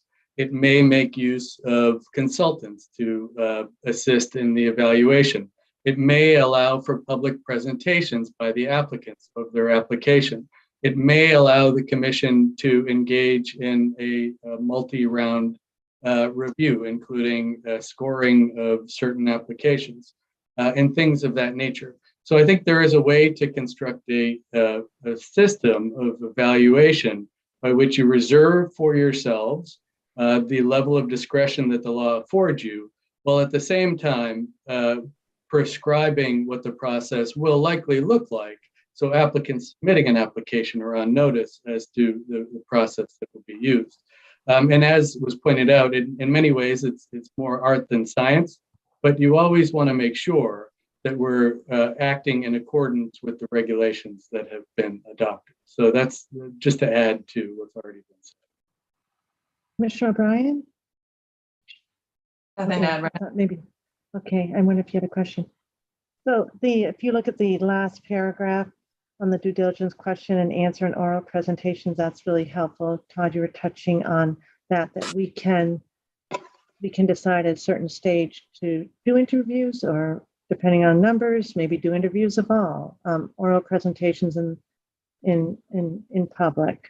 The scoring, the regulation wouldn't require us to prescribe that now, or is it helpful today for us to make decisions on some kind of a micro level? I would, for my part, I would just say that it would be helpful, I think, to develop some consensus as to whether scoring may at some point be part of the process. And, you know, so we could kind of bake it into a draft regulation for you to see. If there's a consensus that you do not want to ever score an application, of course, we wouldn't include that. But if it might be something that you might want to make use of, we can work it in so you can see what that might look like in the framework of an ultimate regulation. So I think all of these things are great ideas, and you can keep most, if not all of them, on the table until the time is right to make the ultimate decision. Todd, can I ask you, was there a scoring for the original RFA 1, RFA 2s? Well, RFA 1 was slightly different, of course, because that was either you're suitable or you're not suitable. Yeah. Right. So there was no scoring in that regard, but suitability was factored into the RFA 2 process. It was all relative. So it's something to definitely keep in mind. As to the RFA 2 process, there was no numerical scoring that was ever used. It was all, I think, good, very good, excellent, or not good. I don't remember exactly what the terminology was. And then in that case, there were 5 categories that were looked at. And of course, there were a lot of subcategories under each of the categories. And the commission tried to establish some kind of consensus in each category. And ultimately that left the commission with the flexibility to select the best ultimate applicant. It wasn't based on any numeric scoring. It was based upon a holistic review of the quality of the applications that came before. But no, there was no scoring. There were also less applications, of course, to consider at the time. And it's not necessarily an apples to apples comparison. Right. Could you elaborate on first round, second round, and how that might work, especially as we think about volume of applications? Well, I think, oh, sorry. I think, and this is what I think Derek and Lon were speaking to, and please jump in, both of you, if I don't have this exactly as you were thinking. If you were to get 40 applications, one approach could be that you do actually numerically score all of them to try to whittle it down to the top however many, 15 or so. So you do draw more of a bright line in that regard. But then once you get to the top however many that is, it becomes more of a holistic review based upon certain metrics. So it's not arbitrary or capricious. There are metrics that would be applied, but that you are able to select the applications that you believe are ultimately in the best interests of the Commonwealth to put out into the landscape. So that would be perhaps a bifurcated process you might come up with. It does include some scoring where you are more comfortable drawing bright lines, just for the sake of narrowing the field of potential applications. But 2, I think, a number of the points that have been raised, I don't think you necessarily need to decide that at the outset. I think you want to reserve that ability for yourselves by way of regulation. And to clarify on what Todd's saying, by no means does it mean it's any better. It's just it draws a clear line if you're going to do a down selection, right? Because usually those top tiers, their scores will filter higher than the bottom tier, and that's just on written, right? Then you would go into the orals or the question and answer, and then you could revise your scores based on that. But the problem is, as been pointed out, now you have a score, right? And we deal with this a lot on procurements. Once you have a score, if you're going to change that score post the written, you really have to justify where the orals have changed that. And it just becomes a documentation process. So not saying one way is better than the other. We're just giving different options out there, things for the commission to consider. There's pros and cons with either. But that's where a point or, meets, exceeds type of system would help to work with your down selecting. I mean, as Todd points out, the use of the word may gives a lot of flexibility in the regulation to allow further discussion. I mean, the A&K perspective is we're quite skeptical on numeric scoring generally, but again, we're in a world that we don't know what we're dealing with, and we should remain flexible until we can see what that is. I think everything Derek and Todd says makes a lot of sense, but as long as it's flexible and not baked in, for sure. Madam Chair, is there an opportunity to get a more comprehensive presentation as to the pros and cons of each option? I think that's right, Commissioner Skinner. I think today we have this memo. I think that we probably need to digest this and learn a little bit more about how we can be helpful moving forward for the legal team. And also understanding, I guess the word risks is appropriate, but it's just what Todd states. We want to make sure that we meet the standard that we're expected to meet, in fact, that we exceed it.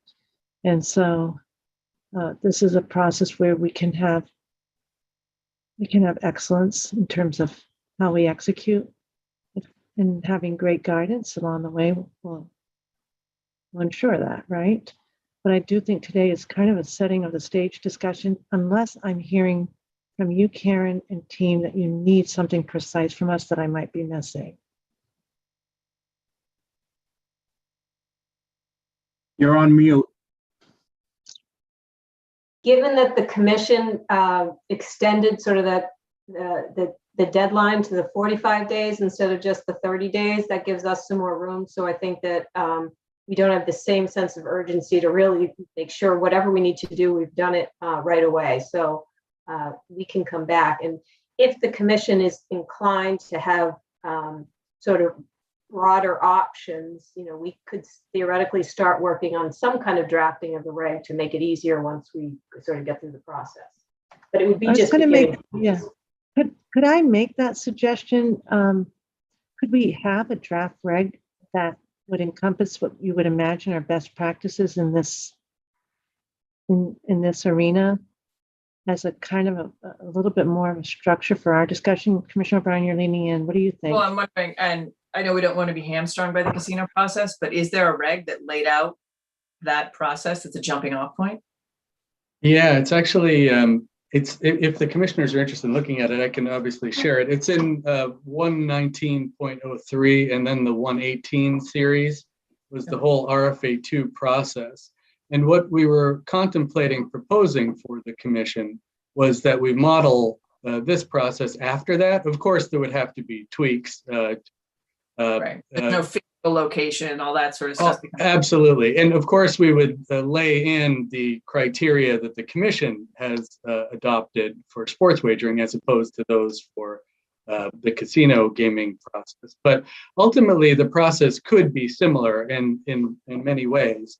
So if it would be helpful, we are able to produce a draft, very high level, open-ended draft for you to take a look at. So maybe it would help everyone visualize what this process may look like, and some of the options that you have before you. Yeah, I would find that helpful. And I want to make sure we kind of stay at the right scheduling for all that you're contemplating. So Crystal, I think Crystal may have actually, I don't know if she's still there. I don't know if she's on, but we're on for the next meeting is right now we had saved Tuesday. It sounds like we wouldn't be able to address that on Tuesday. That would be too short a turnaround. Do we have Wednesday marked up as a meeting or Thursday? I see there is a hold on the calendars that Jacqueline put out for Wednesday between 10 and 1. I'm not sure if all the commissioners are available at that time. I think there was just a hold put out. And then we do have the commission meeting scheduled for Thursday, the 13th. I think with Wednesday, we just have to be considerate of, or consider the posting because holiday Monday. We put it out as an emergency meeting yesterday. I don't know if that would apply here. And sorry, I'm in my car, but I'm. Oh, no problem, Crystal. Drive safely. And in fact, today's meeting wasn't pursuant to an emergency. I think that that language was being passed around. It really was. It's just a continuation of yesterday's meeting.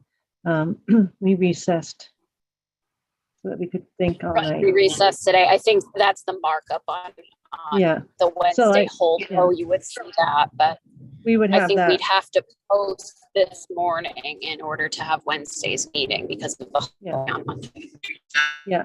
Okay. So then we have it Thursday. This could go on to Thursday, right? I think sorry. Oh, sorry. Go right ahead, Todd. No, please. I was just gonna add to what I think you were about to say, which is that we can certainly have the regulations from the gaming side before you to look at and walk through.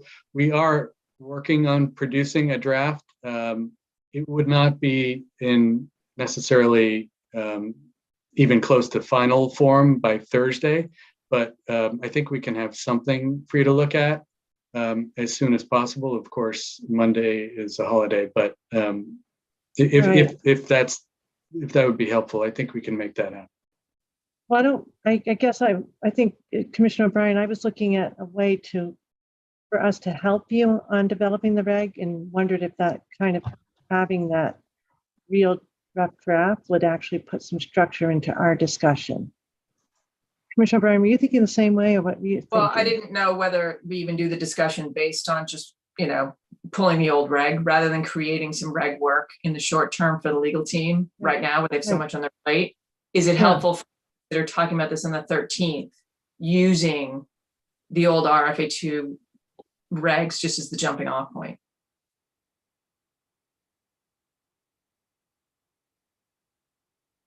If that's directed to me, I'd be happy to say that, I think that would be helpful. And I think that would advance the conversation and kind of get everyone on the same page as to one approach to this whole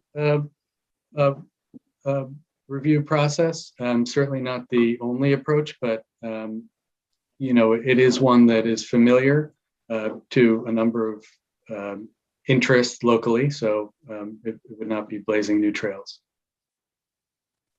So the only thing I want to caution against, I want to make sure it's productive. So today was really a high level introduction on this conversation. I'm hearing Commissioner Skinner, I think we all need a little bit more training, if you will, on how to best proceed. And so it's to get the regulation out and to get to that final place when we are evaluating, we've got the right structure to get the right outcome. Commissioners, is that fair? So if there's something we should be looking at or doing, or Derek, if there's any extra guidance that we can read on these processes, anything in between. I think Commissioner Skinner, I know you love, you're asking for any materials that we can get for learning. I'd welcome that. Anything general. There might even be some, I don't know if there's case law that we should be considering. Well, one thing I might throw out, and this was the only reason I mentioned this is because the courts have looked at the process and not approved of it, is the actual video of the evaluation the commission conducted in the case of Region A or Category 2, which were both competitive processes. That's the only reason I don't mention the Region B. That wasn't competitive, although there was a review process, of course. where the commission weighed a variety of factors and made holistic judgments based upon certain criteria. So that's one way to do it. And then there are cases, of course, this is where Dave comes in, that looked at specific components of the process and essentially determined that there were not arbitrary and capricious decisions made based upon the process that was used and the level of contemplation that went into each of the elements and the regulations and the whole ball of wax. So that might be one thing that might be helpful to take a look at the moment. Bob and Karen, could we also throw other jurisdictions in the mix? I'd be interested in understanding of those who have engaged in a competitive process, how they've done it. Act 3, right? I Good agree. idea. Yep. Yeah. Jacqueline are may you be able to on? get, or Sterl, yeah, Sterl will be on it, yeah. Is it just the two? Have this third jurisdiction even started? Well, yeah, because Sterl identified 3 jurisdictions that did it. I don't know if you've got any information on how they did it, but maybe you could reach out and find out what their regulations were on that. The one specific one that models closest to this process is Illinois, and Illinois has not returned any of my calls. They are They're very, probably really busy. they are very busy. Ohio just gives everyone that applies a license, so they're like inundated in a different way. So the other jurisdictions, only Illinois really has that where they applied for it. They even worked in language on their criteria that they would look at diversity as one of their categories. So I can send you what they used as in their regulation as their judgments. But as I said, the other 2 jurisdictions, they're not as similar as you probably hope they are. I can always, of course, send any information on all of them. So. And Jacqueline's put a few things in the shared folder. So the sports wagering shared folder, she has criteria for, and I can send the link afterwards, but let me just open Yeah, up. it'd be great if you could send it even in our email as an attachment, Derek, because some of us sometimes get tripped up on SharePoint. Absolutely. Depending because on what she has- device, yeah. Yeah, so she has New York, Virginia. She has the reg that Sterl was just talking about for Illinois, and then she has a just general document for other jurisdictions. And, you know, they all differ, right? Like I think New York went with a point system where the criteria for Illinois is more general, like Todd was talking about. And Virginia was more of a general system as well. And I haven't had a chance to open her other jurisdictions document, but they're all over the map. I So actually that have a request out to Virginia. So. Okay, Commissioner O'Brien, thank you, Sterl, Commissioner O'Brien, and then I'm going to turn to Mr. Povich again. Identified the 3. So I thought it was Virginia, Illinois, was it Maryland? Who are the 3 that actually have competitive processes? Maryland's process is limited by, but their limitation is extremely high. I don't want to say 40, but the online operators are huge, that they actually have a committee that deems whether they are, I don't want to use worthy, but you know, they go through their process, and that's what's taken them over 16 months to try. Kathy was speaking with Maryland earlier in the week on a webinar just on this process that they have, and it's overwhelming for them. Yeah. So Illinois also had one and Virginia had one. Yes. So those are the 3 in theory. That I know of. Well, and like Derek said, New York, but New York was a little different. So, Lon, oh, so sorry, Lon, you might have been just out on the video. Commissioner O'Brien also mentioned it, maybe that's the area that Dave helped us with in terms of that risk. We were looking for any kind of materials that were kind of improve our understanding before Thursday's meeting. So. Well, there's the SJC decision that talked about this, if you want it, I'm sure. Yeah, I think that would be helpful. And then That's Derek. that's the thing that we would have best access to. Yeah, that would be helpful. And then if there's just any general, best practices from Derek, from your world and from John Scully's world that will help us at a high level. Can I ask commissioners, do we have a consensus here that we can empower Derek to look for an appropriate or procure, select, however we have to do it under the rules that he operates under to find a helpful consultant for us on this? Anybody saying no? Everybody saying an enthusiastic yes at 4 o'clock on Friday? Eileen, John that and was I not would look- enthusiastic. Yeah, so John and I would look to procure a management consultant for you off of the PRF statewide contract. There are great firms out there, Accenture, KPMG. There are local firms as well. So we can get you a great option of reviews. And I think being able to put this memo as part of the scope of work and say, this is what we're considering, as well as the reg from the casino side, and say this is what they're also looking at, would give the consultants a good idea of what they'd be looking at capturing for you. I don't want to add more work to our plate, but I'm curious if any commissioner can participate in that selection process rather than have it be only staff. Absolutely. And I'll volunteer myself. I don't want to take it away from somebody. I don't want to throw work on somebody else's plate, but I'm happy to be part of that as well. So whatever is decided by the commission. great. We're not going to make a decision on that because then it becomes a subcommittee. So Right, just if we can all just sort of think that it would be lovely to be involved somehow. We'll figure that out down the road. But Derek, thank you for getting it in the ball. Derek, would this management consultant also perform the that neutral role you referenced earlier, or is that something? Okay, yes, okay. I'd Yeah, like. so they would be the neutral party that keeps track of all the discussions, keeps track of what the comments were, and brings them back forward for consideration when you are doing your vote. So you can say, this person said this person said this, what are we thinking about it? What's our consensus vote going to be when you think about what your scoring system will be? Perfect. Sign me up. Okay.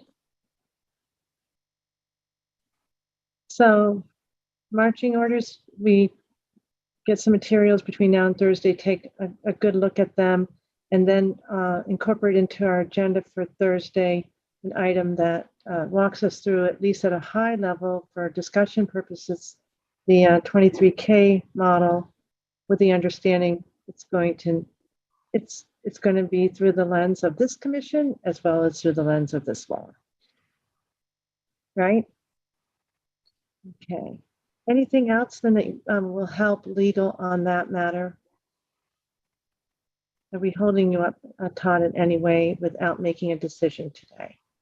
Oh, I think this is very helpful. I think we can definitely advance the ball on Thursday. Without any formal vote, okay? I think that those are all the items on our extensive agenda. And I appreciate everyone's attentiveness and patience and contributions in today's discussion, yesterday's discussion. So I don't even dare ask, do we have, if we had any new business, I actually can't recall, so prompt me. Anything else that we need to consider? Commissioner Hill, did we have something? We didn't have something, but I told you my very first meeting that sometimes it takes me 10 p.m. or 11 p.m. before something comes to my mind after what we've already discussed. Yeah. And something did come to my mind yesterday, late last night, that I'm looking for direction in what we should do. I remember that the treasurer came before us with concerns about the lottery. And I was wondering, did we miss something in the application yesterday that would have reflected her Yeah. concerns or where we should be putting that as we're promulgating our regulations.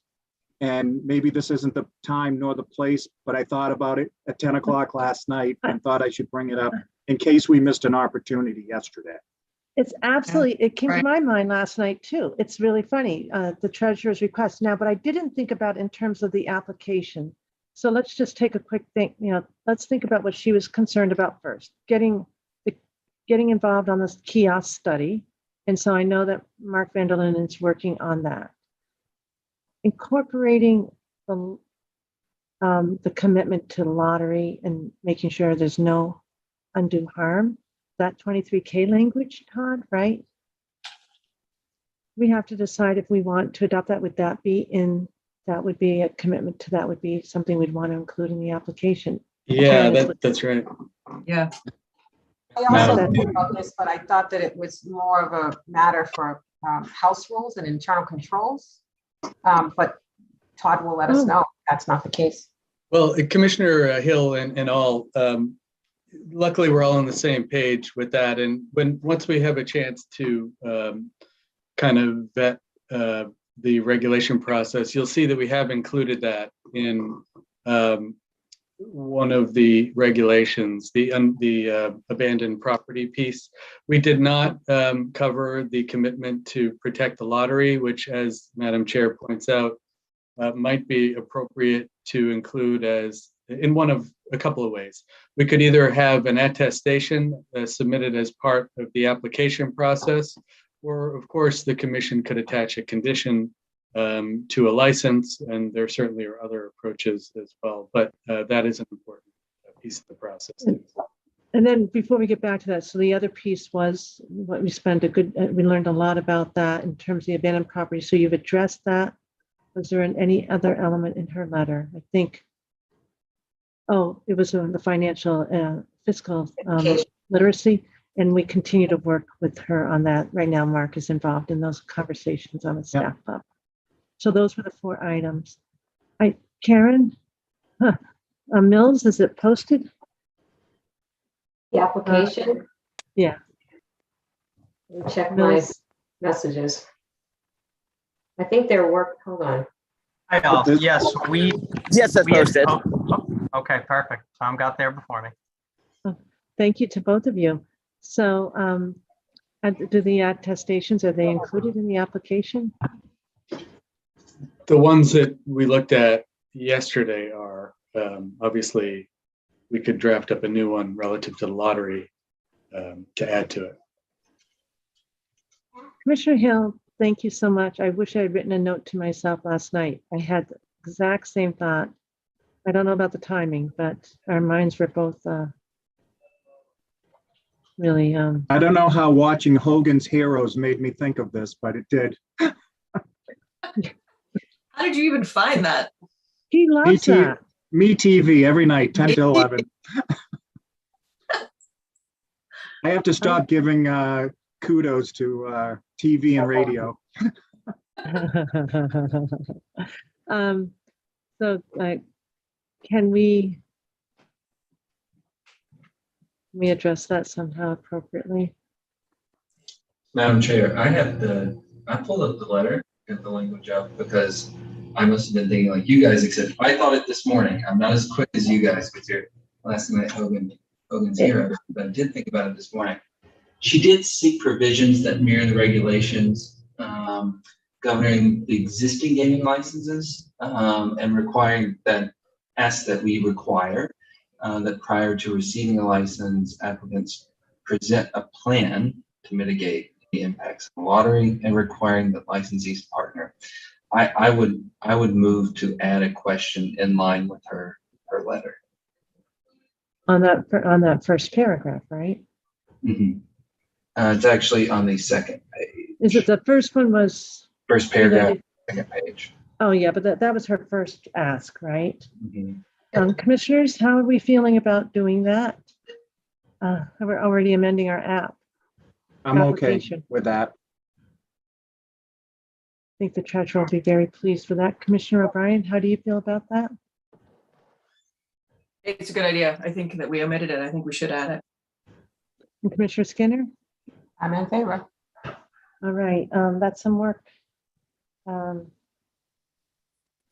public, we are nimble enough, as we promised, to make changes along the way. The app will be reflected, the application will be reflected to include, once we vote, the treasurer's request. So Do I have a think, motion? I think a second is Oh, needed for the that was motion. a motion, right? So the second, thank you. Second, All right. No further discussion. Okay. Commissioner O'Brien, Aye.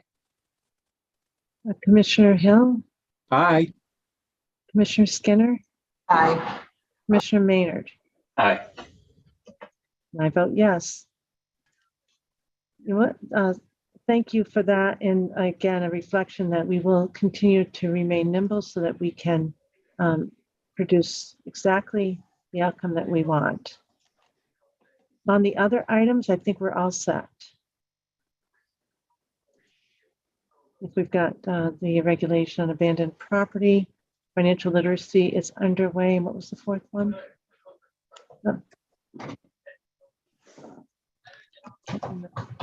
Fourth one. So, oh, the kiosk study. We just need to make sure we remain vigilant about that. All right. With that, is there any other further business? And Commissioner Hill, thank you for that. Madam Chair, I know we talked about the holds, the meeting holds for next week. I have a hold for Tuesday and Wednesday, and then we also have the confirmed meeting for Thursday. I'm at G2E. Are those meetings going to be confirmed for Tuesday and Wednesday? If so, I just need to rearrange my schedule. Oh, I think you're going to be all set. Enjoy your trip. My hold was taken off for Tuesday. Yeah, I think. Oh, mine's still there. Yeah, I think it's just happening in real time, everyone. Gotcha. I've got Jacqueline's hard at work, or someone has been, I think the So both Tuesday and Wednesday Moved. are clear now. Okay.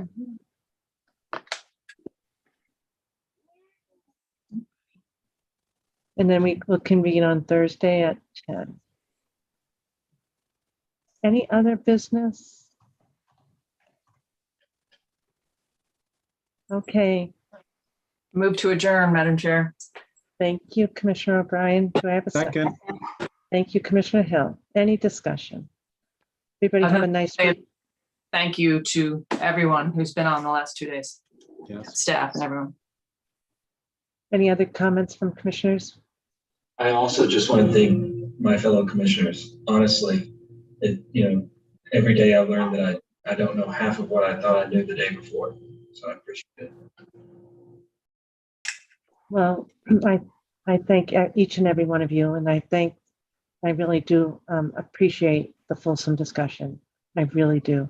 So thank you, and I know that we expect it. Commissioner Skinner, you all set? Looking forward to that social gathering. No kidding, with an S at the end. Thanks, Commissioner Skinner. All righty, we have a motion. We have a second. No further discussion. Team, thank you so much. Everybody have a safe weekend. A nice. It's a long weekend. On Monday there's a holiday. We will be hoping that everybody has a safe and a happy break. Thank you. So I'm an Commissioner, Commissioner O'Brien. aye. Wait, did you say, were you saying you're not I'm going an aye. I'm like ready to go. So Oh, okay, that's right. Commissioner O'Brien. aye. Commissioner Hill. Commissioner Hill. Aye. Commissioner Skinner Aye. and Commissioner Maynard. Aye. And I vote yes. Thank you. Have a good weekend.